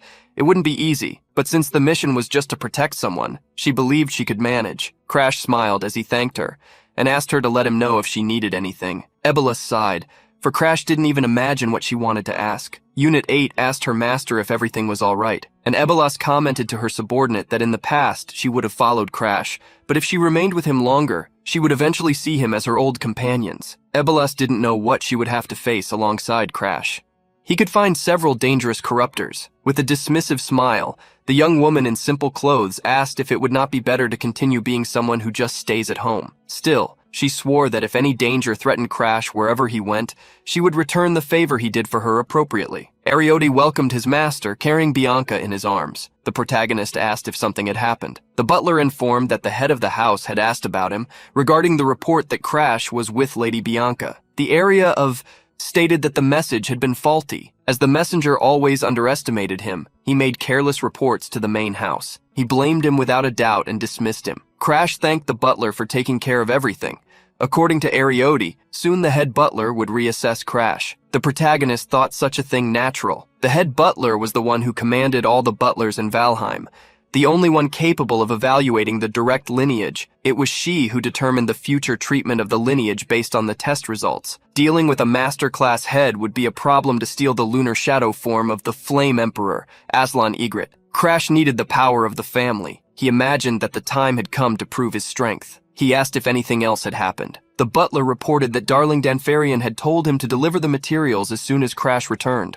Crash thanked him, but before entering the mansion, Ario reported one last thing. Lady Charlotte arrived. She is in her room. Young master. From the window, the young Charlotte was staring at Crash. She jumped from the ledge, greeting the protagonist. She stuttered upon seeing her sister. Charlotte played with her braids while complaining lightly. "You bored me while I waited." The protagonist stated that he thought she would take a little longer. With a smile, Charlotte questioned if he thought it was better that she wouldn't visit him. The protagonist tried to say that she had misunderstood, but in a dark voice, she questioned him if he really thought that. The pressure that Charlotte exerted made him realize that she might have already surpassed the master level. Playing with Crash, Charlotte poked Bianca's cheek, asking if he had fought hard to save her. Crash stepped back, but Charlotte quickly reassured him. "I don't want to steal your fiancé, but it makes me sad." Crash furrowed his brow, telling her not to look at him. He was already surprised that she was in his house. Charlotte smiled upon hearing him and replied teasingly, "Your house!" Stomping hard on the ground, she released an aura that destroyed the soil. Even the butler was surprised by the young woman who questioned her brother. "This mansion belongs to the Valheim family, so it's ours, right? I just came back home too, and yet you act this way. Isn't it a bit much?" The protagonist was surprised as Charlotte got angry as quickly as their mother. When asked if she was angry, Charlotte smiled. "Yes, I thought I was the closest to you, and you still kept secrets from me." She looked at him suspiciously. "You made a contract with a god and still became an expert at the intermediate level. You've grown, Crash." The protagonist was astonished. His sister had already awakened the mental eye that sees through everything. Charlotte was looking at him curiously, sensing an uncomfortable energy. The protagonist then understood why the butcher hadn't been able to defeat her. Charlotte not only awakened the mental eye, but also the next stage of the ability, the Eye of the Stars. With this, she could see the world of erosion. The illusions of the butcher dog wouldn't work on her. This also allowed Charlotte to see Crash's current condition. The protagonist had previously used the black crimson flames and asked Kryn how they looked. The Raven saw them as something dark, but unless one was a devourer or a servant of erosion, humans could not see them that way. It was like the marks of the servants. Crash also explained that erosion was different. They were the world of erosion, while he was a blend with the aura. Most people would end up thinking he was cursed. Despite Crash's words, he couldn't relax. His sister approached, asking if he had equipment. Crash stated he would try to obtain it, and the sister recognized his greed. Charlotte asked him to leave Bianca in her room and follow her to the training ground. The young warrior was eager to test her brother's strength. Soon the two arrived at the training ground. Crash never imagined he would duel with Charlotte. Her level was different, so he had never faced her before regression. Charlotte drew her sword, asking if he had learned many techniques. She warned him, "If you hold back, I will be angry." The protagonist prepared himself. Charlotte pointed her sword at him as he prepared to draw his. Even after a few minutes of waiting, Charlotte did not hear him draw his sword or use the aura. She questioned why he was not attacking, and as there was no response, she advanced first. The sword approached quickly. Crash closed his eyes. A heat arose in his body. He burned the world of erosion and pushed his body beyond limits. The duration of the limit break would last only 1 second. As soon as he began to draw his sword, dark flames emerged. He executed a style of the extinct flames of erosion with the draw strike. Charlotte was taken aback. Crash's sword blocked hers. The young girl felt that her brother was using all his power from the start and followed up, returning a sword strike. The protagonist did not back down. His eyes shone. In the next second, he raised the sword and launched a vertical cut from top to bottom. The flames descended upon Charlotte.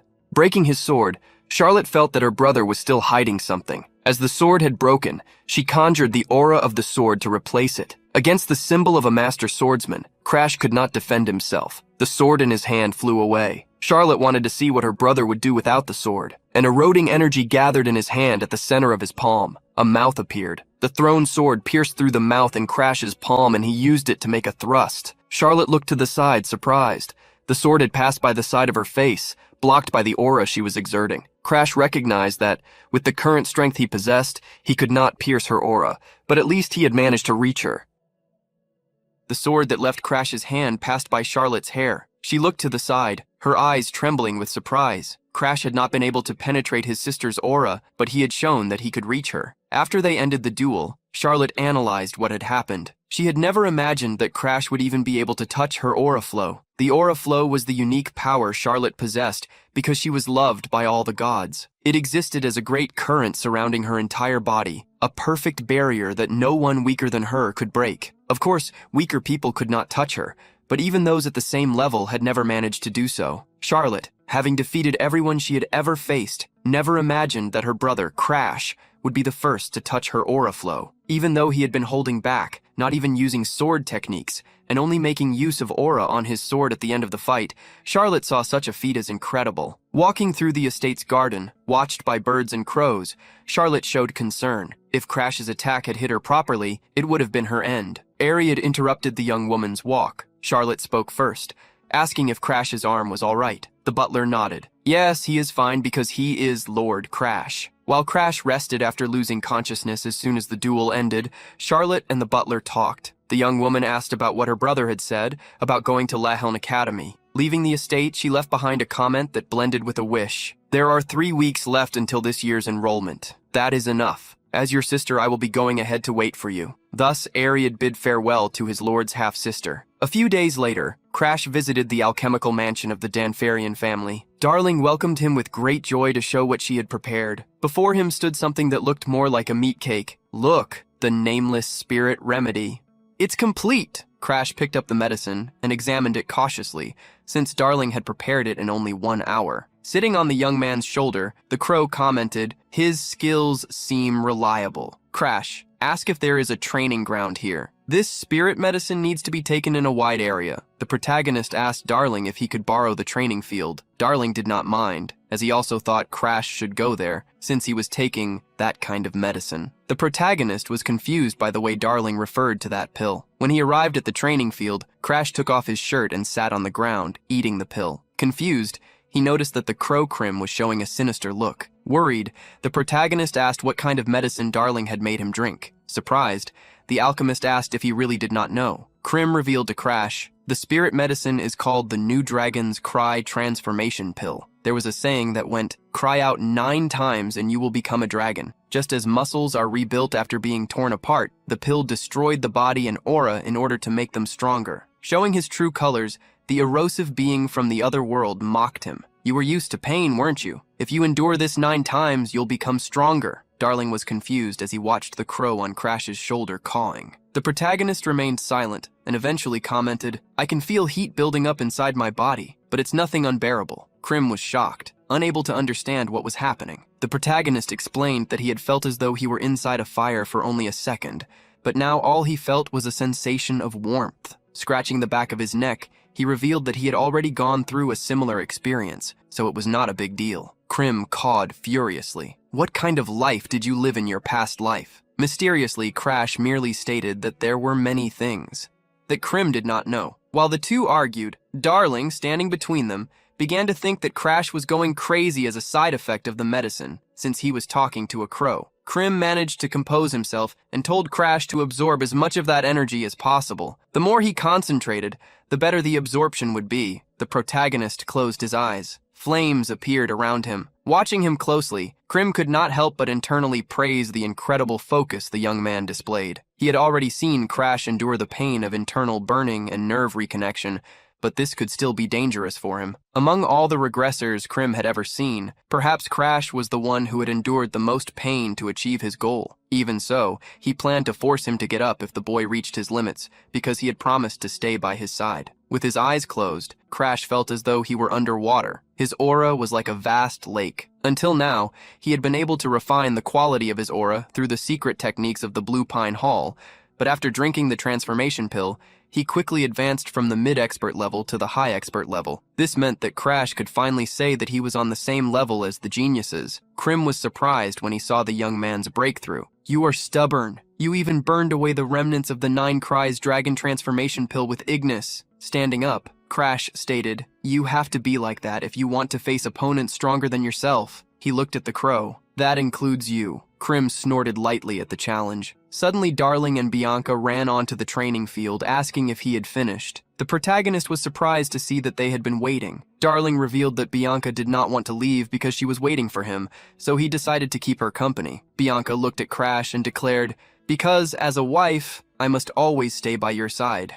The protagonist gently stroked Bianca's white hair, asking her to stay somewhere warmer next time. Darling's eyes sparkled as he watched the couple talking. He even imagined that having a wife must be nice. Bianca had noticed that Crash had become taller. While talking with her, he heard Darling comment, "Maybe I should marry Lady Bianca too." The protagonist warned him, "Be careful what you say if you value your life." Darling ended up teasing him further. "Then maybe I should marry you instead." The protagonist became furious at the remark. Putting the jokes aside, Darling asked if Crash was going to attend La Helm Academy next year. Hiding Bianca behind him, Crash nodded at Darling's question, who then surprised him by making a decision. "Then I'll enter the academy this year so that you can call me senior." It was surprising because, unlike Charlotte, Darling had never attended the academy. The protagonist informed Darling that La Helm Academy did not use a normal graduation system. Darling explained that he already knew that. Basically, it was impossible to enter the academy without passing an entrance examination. The fact that Darling knew about it made Crash suspicious. "Don't tell me you've been preparing to try to enroll," Darling answered enthusiastically. This was the perfect opportunity for him to stay close to both Crash and Charlotte. The protagonist had not imagined that his sister would go to the academy, since she was traveling the world fighting erosion. Darling claimed it was just intuition. He was right, because at that very moment, Charlotte was studying. The young man grabbed one of Crash's arms. "I'm looking forward to you entering the school next year. I'll be feeling lonely, so hurry up and come." Crash shuddered all over when he felt Darling rest his head on his shoulder. He shouted, "Get away from me!" Far from there, in a mansion, a man walked up to the head butler. "It seems that Lord Crash has returned to the Blue Pine Hall." The butler, who was observing the swords on the wall, nodded. "I understand." Then, in 1 week, inform the Blue Pine Hall that Lord Crash will undergo a test. A powerful aura overflowed from the head butler. Her hair, styled in a braid that pointed upward, made her appear even more imposing. All of this was because she wanted to discover how much Crash had grown. When Crash was summoned, he waited in the training room until he heard the voice of an old woman. "You've grown quite a lot since the last time I saw you." The elderly head butler smiled at him with her eyes closed.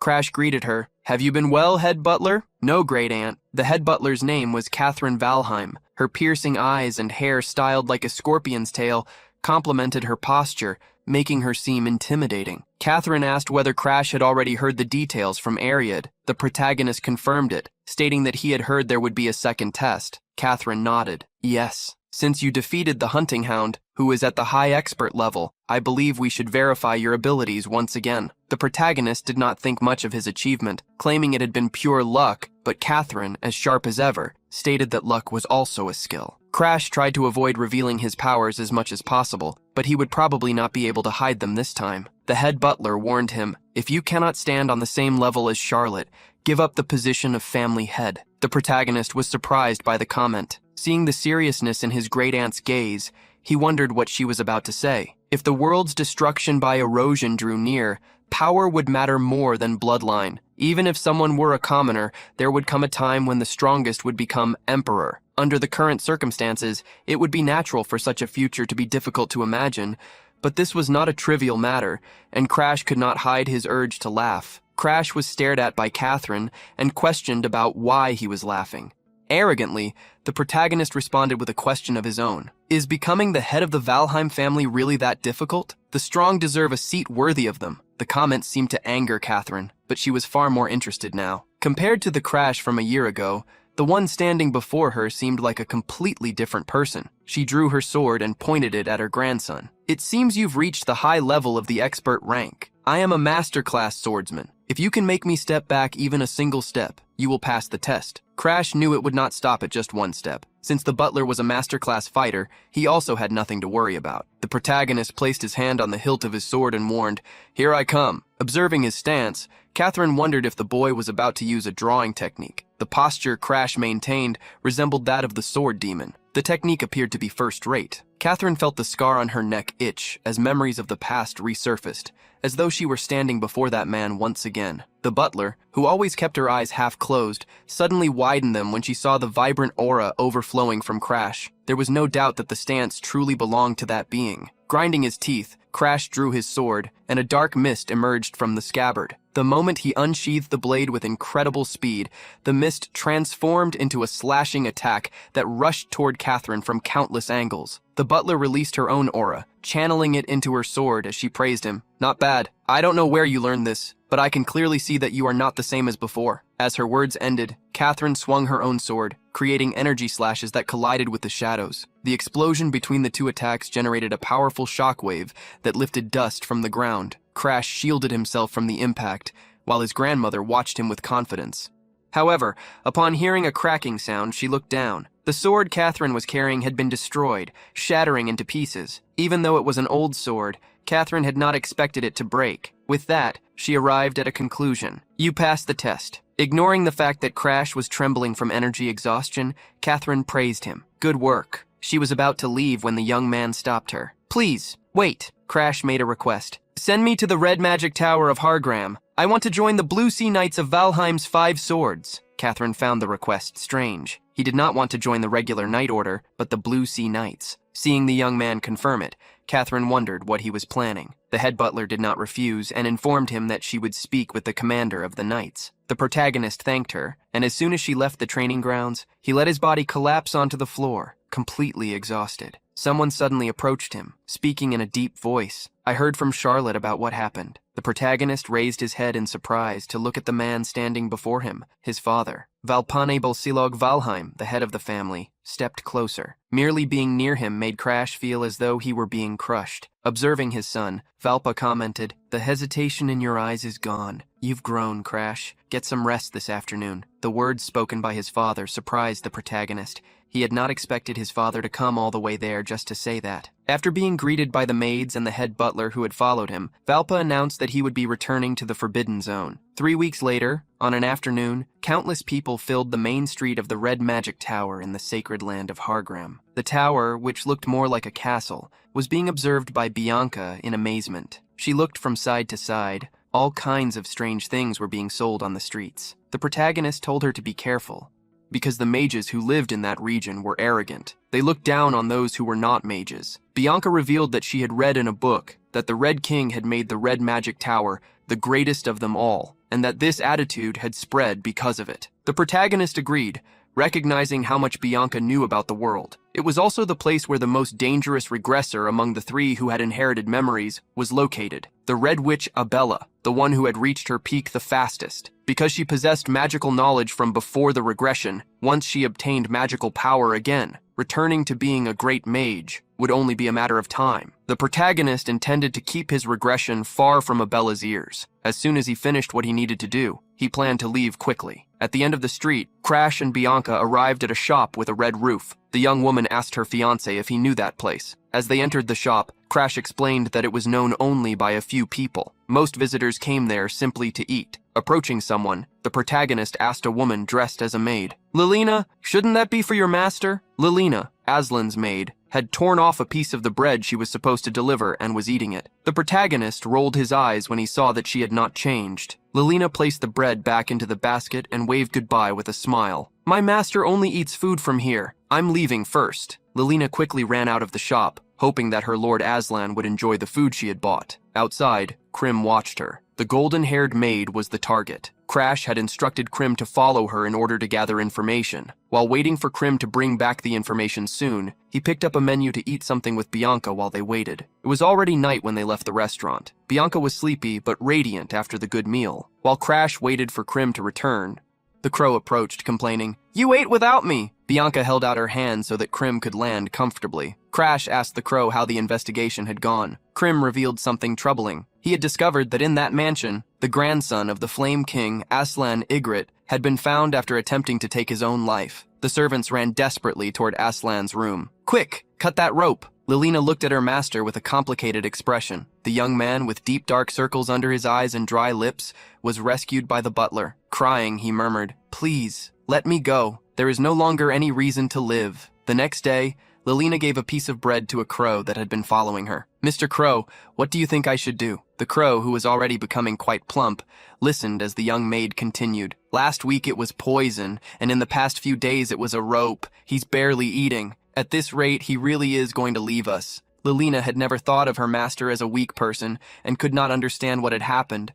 She did not know what she needed to do to lift his spirits again. While listening to the young maid's worries, someone appeared behind her. "Should we help?" Startled, Lilina turned around. As the maid asked who he was, Crash extended his arm so Krim could perch on it. He commented, "I noticed that Krim has been getting chubby lately, so it's because you've been feeding him." Crash introduced himself, stating that he might be able to help her. Lilina wondered how an outsider could possibly understand. Knowing who Crash was, she refused. To think that the son of such a distinguished family would be eavesdropping on other people's conversations. The protagonist claimed that it had merely been a coincidence that he had heard the story, but that he might still be able to help. Furious, Lilina asked what he could possibly understand. With confidence, the protagonist declared, "The reason Lord Aslan lost his will to live was after Dorothy, the student of the Magic Academy, disappeared, correct?" Lilina did not expect someone outside the family to know that information. The protagonist asked the maid if she did not find it strange that they were trying to hide the disappearance of an ordinary person. He told her to think about it more carefully. Let's look at this story from another angle. The world of erosion and the erosive species are constantly learning and evolving. Because of that, the forbidden zones continue to grow. The Forest Spirit King, maintained by the Ygritte family and the Red Magic Tower, is no exception. Lilina was confused about why he was bringing up the Spirit King. The protagonist revealed, "Created through the evolution of a forest spirit, a spirit almost identical to a human. That was Dorothy's true identity. That was why the vice head of the family kept Dorothy's existence a secret." Concerned, Lilina asked why he was revealing such information to a maid. Crash placed a certain amount of trust in Lilina. "You go to a distant restaurant every day for your master,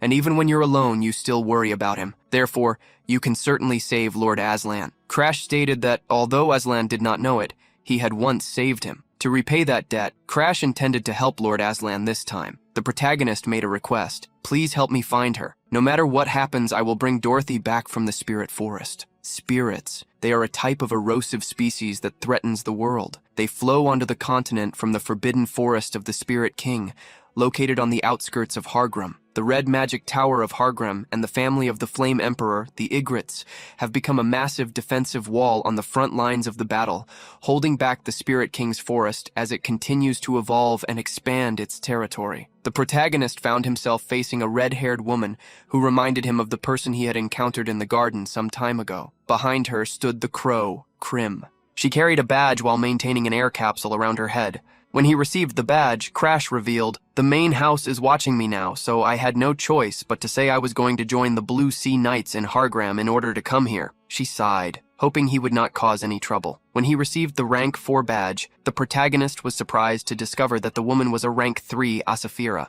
As they walked toward the wall, they alerted the guards. When they handed the documentation to the guards, that figure finally introduced herself. Her name was Milsis, a rank 3 Saphira officer. Meanwhile, the one who had contacted him earlier was a rank 4 individual, Claude, a member of the combat team. As soon as they received permission to pass, the two headed toward the forest, receiving a warning. "The power of the light spirits seems denser than usual today. Be careful." Milsis gradually fell behind as Crash walked. He looked back. You've been acting strange since earlier. I'm starting to get worried. Milsus stopped for a second before replying. A long time ago, one of my subordinates from the Ygritte family took a spirit from the Spirit King's forest. That subordinate and the spirit traveled all over the world. Surprised, the protagonist asked before she could continue, "Wait, is this story about the first ancient spirit master and the spirit of chaos?" As Crash spoke, a monster that looked like a giant slime appeared behind him. There was a story that almost no one knew. When the first spirit master left this world, the spirit, unable to understand death, mistakenly believed that it had been abandoned. The lonely spirit went mad. It wiped out an entire city in a single night, and the Ygritte family, the house of the first spirit master, was forced to take responsibility. Contracts with spirits became forbidden. They were designated as erosion species to be exterminated. Now, the slime monster behind Crash muttered, "Agni." It kept repeating the same word, as if it were calling for someone. That being had lost its reason, and only aggression remained. Since that creature had once been one of her subordinates, Milsus wanted to end his suffering with her own hands, but without any combat abilities, her only option was to stay away. Crash intervened. He drew a sword that burst into flames for the attack. Crash revealed, "I was the one who defeated the spirit of chaos in my previous life." The slime monster attacked him in return, spitting balls of slime, which Crash dodged with the help of his sixth sense. Before the regression, it had been difficult to face the spirit of chaos because only skill-based attacks worked against it. But among the abilities Crash could use now, they were the most offensive ones, because he possessed Ignis to burn everything. Furthermore, the spirit of chaos was still in its growth phase, since the erosive world had not yet spread completely. Crash began concentrating for his attack. The monster seized the opportunity and leaped at him, extending countless hands. Crash unleashed an air-cleaving sword strike. Unlike before the regression, he could now defeat the spirit of chaos much more easily. The attack struck the slime, which was split into two masses of goo. The monster fell before the protagonist, completely motionless. The compatibility of his abilities had helped Crash defeat it, but the monster appeared much weaker than he had anticipated. The spirit of chaos was devoured, transforming into energy that converged into a small sphere, which was sucked into the mouth on Crash's hand. After destroying the spirit core with his ability, Crash was finally able to confirm his victory over the spirit of chaos. Before Crash and Milsus, a manifestation of that spirit appeared to express its gratitude. Crimson Garden. This is my final farewell. You knew that I wanted to speak with Agni one last time. I always waited because Agni would never leave me alone. Milsus embraced the suffering spirit and apologized. I thought I should not interfere. In exchange for lending power to my subordinates, I only observe the world through their eyes. Even now, unable to forget Agni's presence, you came to see me, didn't you? Milsus had one regret. Instead of the subordinate who possessed a limited lifespan, she realized that she should have gone after the spirit herself, something Agni would certainly have wanted. For a farewell, it was necessary to have someone who could help him. The erosive being from the other world deeply apologized for failing to realize its mistake. Later that day, when she met the Crow Lord again, Lilina asked if he had lost weight and became frantic. "Lord Crash stopped feeding you?" The protagonist almost rolled his eyes, since the expense of feeding that crow was among the largest. Changing the subject, he asked if they could meet with Aslan. Lilina asked whether he had found a way to locate Dorothy. The protagonist confirmed it, but revealed that it was not a perfect method yet. To call Dorothy, they would need the cooperation of both Lilina and Aslan himself. The maid nodded and did as Crash requested. She handed Crash an artifact that could help him bypass the mansion's magical defenses. Crash climbed the walls of the mansion, heading straight for Aslan's room. Because he possessed the body of the Moonshadow Constitution, Aslan lived with his days and nights reversed. In his room, Aslan was walking around with a rope around his neck. Suddenly, he heard someone knocking on the window and hurriedly asked, "Dorothy?" A shadow entered through the window, smiling as it mocked the question. "Dorothy? He's completely broken." The hooded shadow, with a crow perched on its shoulder, made a proposal. "Aslan, do you want to see Dorothy?" Aslan answered desperately, "I do." Then came the next question. "Even if you have to offer everything you have?" Aslan swore that he would do anything for it. Removing his hood, Crash suggested, "Then let's make a deal. Give me your moon shadow body and promise to burn yourself in the forest of spirits in a few days. I will bring Dorothy back to life." Crash extended a golden sphere toward Aslan, frightening the boy, who could not tell whether the person standing before him was a savior or a demon. Upon being called a demon, Crash felt offended. "How rude. If I were one, I wouldn't be giving you the option of a deal." The The young man with the rope around his neck frowned, revealing that he had already planned to end his own life. He accepted, but, confused, asked why that unknown person wanted his lunar yin body, and whether he even knew what such a thing was. Crash replied darkly, "Of course I do. You were born with the moon's yin energy, and were cursed to live your entire life in the shadows of darkness." The young man, however, added even more terror to the curse. "You will only be able to move freely at night, when yin energy fills the air, and since that yin corrodes your body, your limbs will always remain frail." Extending his hand, Crash created a dark flame, revealing to the young man that he knew that, in the Ygritte house, where it is necessary to wield the yang of flame magic, that was a fatal constitution. For Aslan, however, his lunar yin body would be the perfect material to break his own limits. Asking whether that was an adequate explanation, Crash Valheim extended his arm, offering a handshake while introducing himself. "Since both of us are being ignored by our families, let's get along." Aslan stared at the outstretched hand, and was asked whether he was not curious to know how Crash was going to bring Dorothy back. Aslan swallowed hard and shook the protagonist's hand, asking him to tell him the details. Aslan Ygritte, born into the fire magic house of Ygritte, he was unable to use the family's power because he had been born with the lunar yin body. Despised by his own family, he was denied the right to succeed the family head. Agatha, Aslan's mother, tried to convince his father that Aslan was his grandson and that he did not deserve to be despised. However, the lion-maned man made her think like the future head of the family. Then, as the current family head, should I be allowed to destroy the Ygritte house and the Red Tower just because I love my grandson so much? The man blamed his own daughter.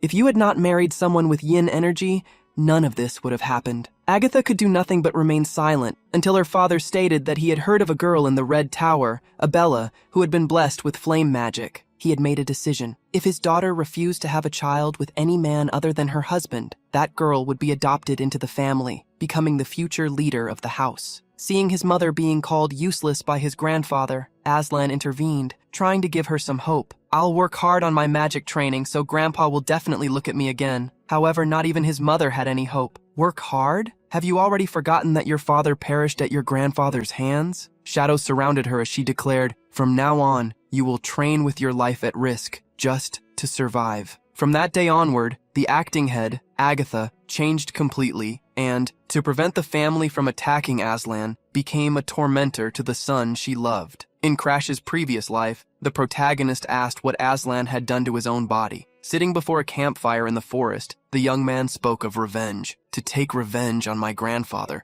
who thinks only of the family, and on the Flame King, who took away everything precious to me. I burned myself." The young man with long red hair had his entire body wrapped in bandages, hiding the scars left by the flames. After burning his entire body together with his lunar yin body, Aslan left his family behind and surpassed his grandfather, the Flame King, to become the Flame Emperor. Upon hearing the story, Crash understood why the lunar yin body possessed a seal. To unlock the lunar yin body, it was necessary to undo Aslan's stubbornness, as he wanted to overcome his own body not with another's power, but with his own strength. In this life, Crash encountered the same situation as before, since not even the Ygritte house, which took care of the forest, did not know how to resurrect a spirit. Aslan did not know how Crash intended to do it. However, understanding his plan, he said that he would explain everything to Lilina. Watching Crash leave, he asked whether all he needed to do was hand over his lunar yin body. The protagonist could not take it yet. He revealed that he could only accept it when Aslan truly wished to give it to him. Aslan listened and agreed, saying that he would contact him when the time came. Returning to the city, the protagonist saw the crow approach and asked why he was going through such complicated methods. Sighing, the protagonist commented melancholically, "I can't stop the apocalypse alone." In the previous timeline, Aslan tried to erase the lunar yin body and burned away his own life essence, perishing at only 24 years old. As a result, humanity lost a valuable talent of the Azure Sky generation in exchange for nothing. This time, he intended to make things different. As long as he fought against the calamity, Crash wanted Aslan alive by his side as support to stop it. Crash did not want to throw Sigrun and the others into the fire the way Arthur had. They had become far too weakened because of it. Aslan, on the other hand, was reasonable and strong, even before the regression. The lunar yin body would also be the key to dealing with the heat of erosion. To Crash, it would be like killing two birds with one stone. In another life, Crash had made a promise. Lilina had made a request of him. "Lord Crash, Someday, with your ability that steals curses, please take away Lord Aslan's true feelings as well. You two are each other's only friends, right? Although it was easier said than done, he accepted the request. If that promise were fulfilled, the number of birds would increase to 3. Aslan, in this life, I will fight alongside you. The next day, the plan was set into motion. Flames attacked Aslan when his grandfather cursed him. How dare you bring us misfortune as soon as I return? Agatha tried to calm her father. Her son would not survive if this continued. However, the head of the family pushed her aside, revealing the crime the boy had committed, entering the forest to give up his own life. Surrounding Aslan with flames, the old man roared, "You belong to the direct bloodline. How many times will you throw away your life before you are satisfied? Have you no shame?" Despite the pain, Aslan smiled bitterly, confronting his grandfather's words. "No matter how hard I tried, you never looked at me. But now you can finally see me. I never cared about the family's honor. You were planning to make Abella your heir anyway, weren't you?" The young man's words became increasingly painful. "You were away from the estate these past few days only to search for her after she disappeared. My kind mother and my friend Dorothy, you took everything from me. In the name of protecting the family, you stole everything I had. I won't let it all end like this." Mixing his tears with the flames, he declared, "If this is going to be my end, I will drag the family's name through the mud with me." Those words unleashed Aslan's grandfather's fury. The old man created a fire magic circle, deciding to give his grandson exactly what he wanted. Agatha tried to rush forward to save her son, but someone was even faster. Leaping onto the back of the head of the Ygritte family, a young man carrying a sword cut through the flames, saving Aslan while simultaneously knocking the young man's grandfather to the ground. Lilina appeared behind Aslan, pulling him back. Aslan was surprised to see her rescuing him. The maid quickly informed him that, in his pocket, there was a letter that Crash had entrusted to her, along with Dorothy's crystal. When he picked up the letter, Aslan found a short message. "Follow the crow, and you will arrive at a lake with a faint glow. Place the crystal inside the Spirit King's egg and immerse it in that lake. Dorothy should return to life. My friend, I'm rooting for you." Even though they were saving Aslan, Lilina was worried. To steal Dorothy's crystal, all they had to do was lure the leader. In the acting head of the family's place, Agatha. She never imagined that the true head of the family would also turn his attention to the matter. Worried, Aslan looked back and asked if Crash would be all right. Carrying his sword, the protagonist placed himself between the Ygritte leader and his friend. Aslan would not allow him to sacrifice himself in his place and shouted, "I don't know why you want this cursed lunar yin body so badly, but if that's what you need, take it." The seals that prevented Crash's ability from taking such a curse were broken. Crash felt the energy of the lunar yin body being transferred into his own body. A spiral of shadows grew in his chest. The Ygritte family head was startled by what he saw. The yin aura overflowed around Crash's body like a melancholic blue flame. The old man shouted, "Your aura just skyrocketed! Who are you?" Upon hearing the young man introduce himself as Crash Valheim, the head of the Ygritte house recognized the name of the useless Valheim family. The protagonist smiled, finishing his introduction. "Yes, and I am also Aslan's friend." Upon hearing that the young man was Aslan's friend, the Ygritte leader snorted in irritation. The sinister flame the young man carried seemed to be condensed curse energy, which made him curse. It seems Aslan has terrible taste in friends. Passing by Crash without paying him any attention, the old man warned, "I have my hands full with my grandson. Go home. I have no intention of picking a fight with the Valheims." Turning toward the old man, the protagonist warned him, "You're among the top 10 strongest in the world, and you're turning your back on a rookie?" The question came together with a powerful curse strike, blocked by the flames raised by the old man. He stared at the protagonist with his red eyes, marking him as prey. "Aslan and you, neither of you learn until you've been hurt enough, do you?" Explosions of flames rose above the trees. With the golden sphere Crash had given him, Aslan entered the lake, watching the marks of the battle from afar. Lilina hurried her lord. "Lord Aslan, quickly! Please save Dorothy! Lord Crash said we only have one chance!" Aslan infused the crystal into the golden pearl and released it into the lake. Aslan had already learned countless spells, but he was the only one who could not use flame magic. He was the shame of the family, the useless failure created by the Ygrittes. But before Dorothy, everything changed. From the place where the pearl had been submerged, strands of hair began to emerge. Aslan remembered perfectly the girl who would huff in annoyance at him. "How can you be so amazing? Are you some kind of genius?" "Your formula is almost the same as mine, so how can it be so much more stable?" Aslan would say he wasn't doing much, that it was just the basics anyone could do, but the girl would still get excited because he was far better than her. With a basic magic book, she asked him to help her study in exchange for buying him food from his favorite restaurant. That was how their friendship began. A mage who could not use magic had no reason to exist. That was what Aslan had always believed. So Dorothy was like a mystery to him. The girl was amazed by everything, even making a paper airplane. Seeing her excitement, Aslan once asked why she wanted to use magic. The answer was obvious. Because it's fun! Aslan, however, had never thought of magic that way. Dorothy returned the same question to him. Why did he want to study magic? Aslan's answer was not about himself, but about his family. As the son of a prestigious lineage, it seemed only natural. Magic, however, was much harder than it seemed. Children were honest, so if adults forced them into something, they often could not keep up. In the beginning, magic was something different for the young boy. He would get excited even learning wind magic just to control paper airplanes, living happily alongside his mother. Aslan could still remember those moments of happiness, memories that returned to him thanks to Dorothy. Aslan had come to hate magic so much that he could no longer stand it, but it was Dorothy who made him like magic once again. Aslan grew closer and closer to Dorothy, because she had given him a reason to live, but soon everything collapsed into fire and ashes.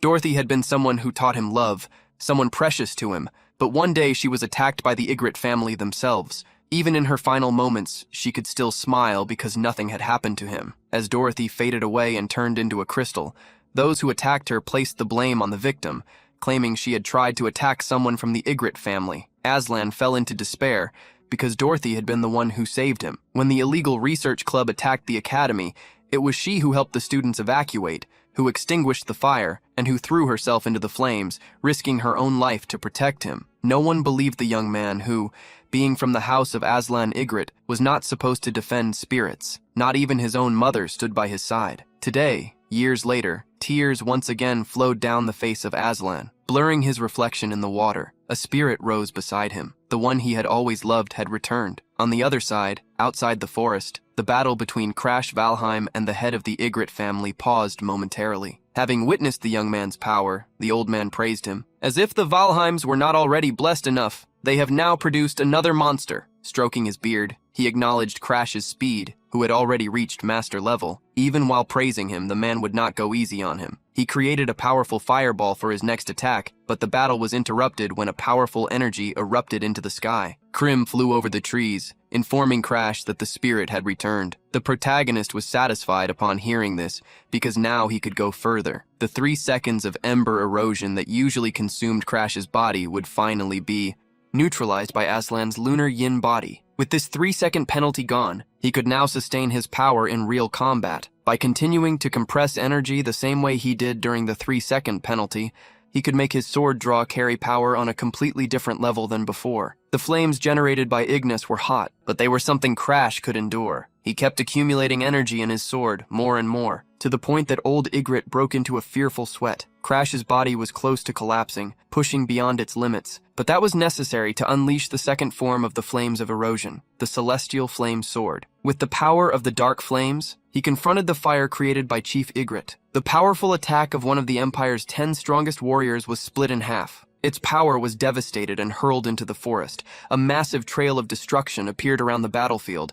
Crash trembled from the impact, but remained standing. On the other side, however, although the old man saw Crash's sword shatter, he felt his defense break and his face get wounded. The man decided not to attack. Instead, he asked Crash, "Direct heir of the Valheim family, you said you're a friend of Aslan, right?" The protagonist nodded with a faint smile. "Yes, I know him even better than I'd like." To the leader of the Ygrittes, there was no doubt. The young man standing before him would achieve great accomplishments. He would become grand enough for the entire world to know his name. Anyone standing beside him would become part of the leading cast of the new generation. If Aslan stayed by his side, the prestige of House Ygritte would rise once again. The old man could hardly believe that while he was away searching for a Bella, Aslan had managed to find someone so incredible. As the old man was thinking, a strike of ice separated him from Crash. In the forest, alongside Milsis, Dorothy, and Lilina, Aslan shouted, "Looks like we've provoked higher spirits.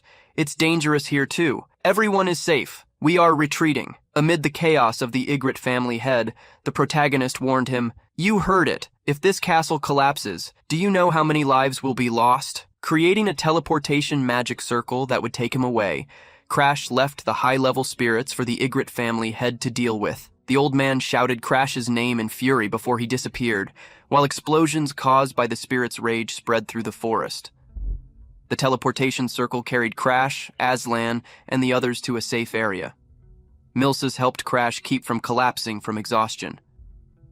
This is what you get for pushing yourself to the limit. Were you trying to see if your strength could match one of the top 10 strongest? The protagonist sighed, saying that not every day would give him a chance like that. Aslan approached, thanking Crash and saying he owed him a favor. Changing the subject, the protagonist asked what Aslan would do now. Without his lunar yin body, Aslan was planning to learn the family's flame magic once again. Remembering that the head of the family would not simply sit back and watch, the protagonist asked if he was intentionally choosing the path toward the throne. Aslan would no longer be alone, since Dorothy would be with him, along with Lelena's support. Even if it was difficult, Aslan wanted to test his own strength and see how far he could go. The protagonist gave him advice. Listen, Aslan, next year you will enroll in Lahelni Academy. That way you won't have to think about your family for a while and can grow stronger.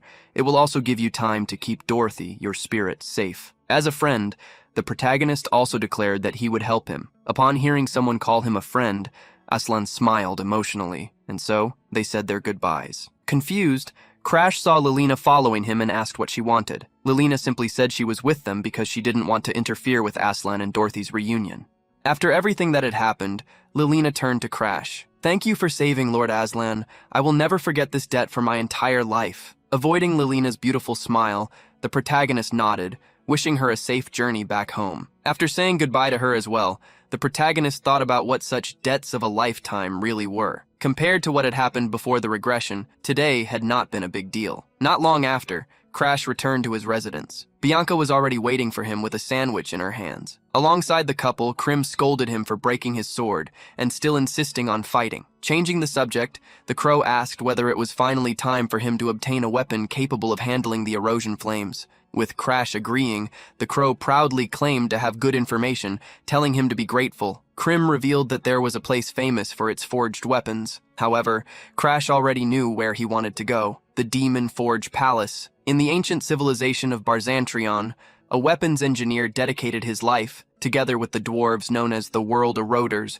to creating a weapon capable of rivaling the world's own erosion. The mechanical fortress they built, which extracts and refines its own underground resources to produce infinite treasures, is the Demon Forge Palace. The deeper you go inside the Demon Forge Palace, the more precious the treasures become. Many challengers form groups to face it, but because of the specter that appears on the 8th floor, no one has ever gone beyond it. Its name is Thornheaven. Once the leader of the legendary Black Lion Squad, he now guards the 8th floor with the celestial sword star of rain and thunder, unable to die due to the life-binding power of the palace. Before the regression, Velikan obtained the Star of Rain and Thunder, but later died in the Forbidden Zone where Charlotte was, and the sword eventually ended up in Crash's hands.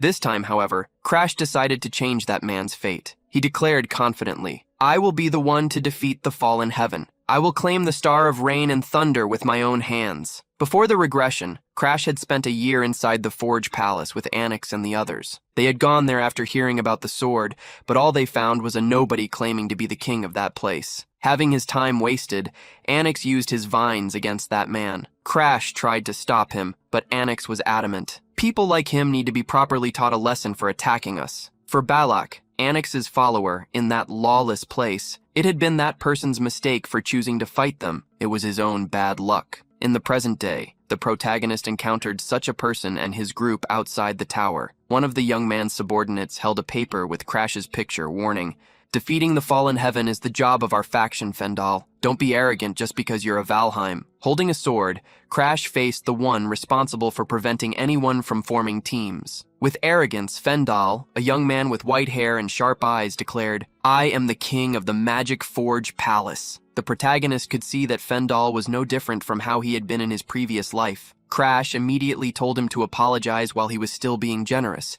as he hated people getting in his way. Fendal confronted him, proud of himself. "Do you really think someone who has just reached the upper expert tier can beat me? Someone on the verge of becoming a master?" Crash praised him for reaching the upper expert tier and asked if he should recommend him to the Valheim Knights. Fendal did not expect to be looked down on like that. Crash's provocation came with a smile. A commoner with skills, upper-tier expert, even a team leader. I want you. So how about becoming a Valheim knight? Fendel began trembling with rage, unable to believe what he was hearing. Crash didn't stop. You gained your power and wealth from the Magic Forge Palace, didn't you? You should try it. Fendel started to think the Valheim youth was insane. Are you serious? The protagonist nodded. Of course. How about bringing your group too? We can call you the Stray Dog Brigade since you all love barking. The level of insult made Fendel tremble even more. Crash did not take back his words, cutting straight to the point. You call yourself a king, but your eyes shine over something so worthless. Fendel tried to hold back his anger, knowing he was facing a Valheim, one of a family that could not be provoked lightly. Trying to return the provocation, he shot back. If you want to reach the 8th floor, you'd better not make me your enemy. Crash, however, had other plans. When I defeat you, all those people you were keeping restrained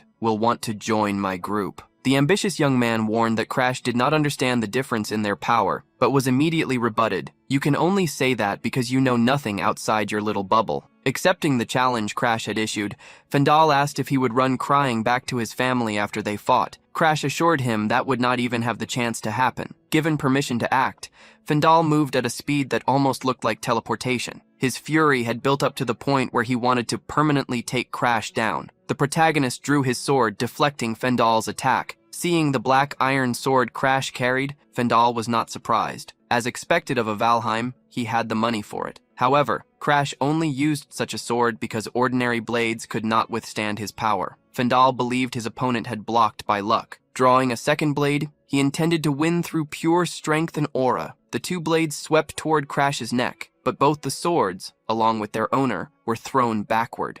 Fendel finally realized that Crash had not simply been lucky in the previous block. He had actually calculated the trajectory of the blades and deflected them. Crash raised his black sword, imbuing it with flames. Fendel expected nothing less from a direct heir of the Valheim family, but he warned him, "You are not the only one with abilities." Retreating from the flames, Fendel made lightning surge through his curved blades to show how he had become the king of that place. Fendel advanced once more, and his lightning blades clashed against the flames of Crash's sword. Everyone watching the battle was impressed by the dual-wielding technique Fendel displayed. One of the more experienced young women commented to those around her that it took absurd combat experience to use dual-wielding. It was incredible for someone so young to use it. Crash already knew Fendel's habits and techniques, thanks to the countless times he had challenged Annex before the regression. With great confidence, Fendel used his strongest ability. A wolf of energy appeared behind him, causing panic in everyone, as he truly seemed to want to eliminate a Valheim. Crash remained calm in the face of the attack. At the perfect moment, he swung his sword, breaking apart the energy behind Fendel's attack. While his opponent was still dealing with the recoil of his attack, Crash advanced, raising his leg to deliver a high kick that sent Fendel flying upward. His head bent backward from the impact, and he lost consciousness in midair. Everyone was shocked to see that Fendel had been defeated, that a noble was stronger than him. Having removed the obstacle in his path, the protagonist introduced himself. "My name is Crash Valheim. I'm going to the 8th floor to defeat the fallen heaven. I'm looking for teammates. Let's rewrite the story together. Everyone is welcome." With Fendel's defeat, some began to attribute the feat to the fact that the young man who defeated him was a Valheim. Others began to wonder if he would also be able to defeat the fallen heaven. A young woman in the crowd observed Crash. She had already gone too far, worked hard since childhood, and still did so. Even so, she couldn't even surpass the beginner-level barrier. Frustrated, she lowered her sword until she felt someone touch her shoulder and startled her. Looking back, she saw an ordinary man, Derek. Waving at the young woman, he asked if she was going to join the young Valheim. He felt that this might be her last chance. Confused, Derek asked why she was hesitating. Back in Icaro, Fendel had been defeated by the fallen heaven, but he clung to the fact that he had reached the 8th floor. He formed the so-called Fendel Road faction, but all they did for 5 years was waste time. Derek pointed at the girl, declaring, "You are different, Rack. You kept training every day to defeat the fallen heaven while everyone else gave up, didn't you?" The young woman sighed, realizing that the man's words were true. She couldn't stop now. No matter what stood in her way, she had to push forward through it with her sword. The next day, near the tower, Crash waited for those who would want to join him. He enjoyed the light but warm breeze that signaled the arrival of summer. Confused, Krim asked who he was waiting for. The protagonist revealed that he was waiting for the last light of the Magic Forge Palace. Fendel could be called the darkness of the palace, while a young woman named Lacradion was its light. In the past, Lacradion had already been at beginner master level, someone admired by everyone. But at some point in Crash's previous life, he discovered that she had given up the sword and was selling fruit in the market. Krim asked worriedly if Crash wasn't going to do anything about Fendal. He seemed to be seeking revenge. The protagonist, however, revealed that he was waiting for it, as he intended to steal Fendal's ability, the Lioness. Electric type ability, Lioness. First unlocking condition, become the object of Fendal's envy. Second unlocking condition, make Fendal believe you are more than a rival. Third unlocking condition, achieve Fendal's goal. Crash had wanted to unlock the second condition the day before, but he failed. Still, they would meet many times inside the palace, so it would only be a matter of time. While Crash was talking and arguing with the crow, a young woman approached him. Shyly, she called out to him, until she gathered enough confidence to ask, "Lord Crash, can I join you in the challenge of the 8th floor?" The short-haired young woman with large green eyes was known as the Light of the Magic Forge Palace, Lacradian. Stepping closer, Crash asked if she was okay with going against a former teammate, Fendal. The young woman nodded without concern. Both she and Fendal had only been companions defeated by the fallen heaven. The protagonist asked why she wanted to challenge the 8th floor again. Revealing a bit about herself, Lack said she wanted to change who she was. The answer was satisfactory. Crash extended his hand. "Works for me. Welcome aboard, Lacradion." Extending her hand, she asked how he knew her name. The protagonist simply said he had done his homework on the 8th floor, and so they greeted each other. 2 days later, the day arrived when they would enter the Magic Forge Palace. The Great Grey Tower carried a frightening Gothic aura. Having already been there before, Locke provided some information. The palace was built in a very unique structure. The surface is only a facade. The real challenge lies underground. It would take about a month to reach the 8th floor. Each level was filled with traps. However, bringing her own team, Lack said they would guide Crash safely through them. With the young swordswoman were Derek, as well as a small girl carrying a staff imbued with a crystal. Introducing himself, Derek thanked Crash, because Lack only regained her perseverance thanks to him.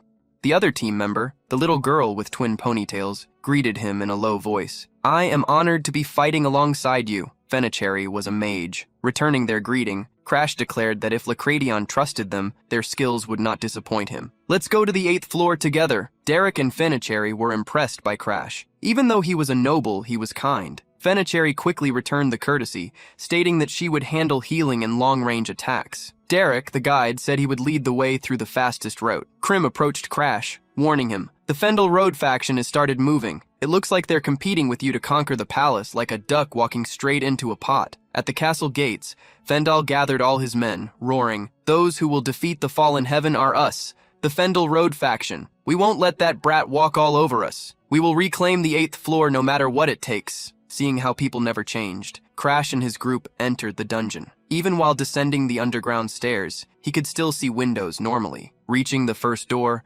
Lack warned that they would be on the first underground floor after passing through it. Fenny warned that this floor was inhabited by monsters called clock rabbits. The protagonist instructed Lack to show what she could do. As soon as they opened the doors, they were met with red eyes. Dozens, hundreds of rabbits holding clocks were scattered across the hall. One of the rabbits, closer to the door, upon seeing them, began to move. The rabbit's face split open like a carnivorous plant, and a sharp sound came from its throat, reverberating throughout the floor and alerting the other monsters. Leading the way, Lack disappeared the moment she started moving. With a single advance, she eliminated countless rabbit monsters, turning them into pate. Derek and Fenicherry watched her fight. Internally, Crash praised her. The young woman's movements were clean.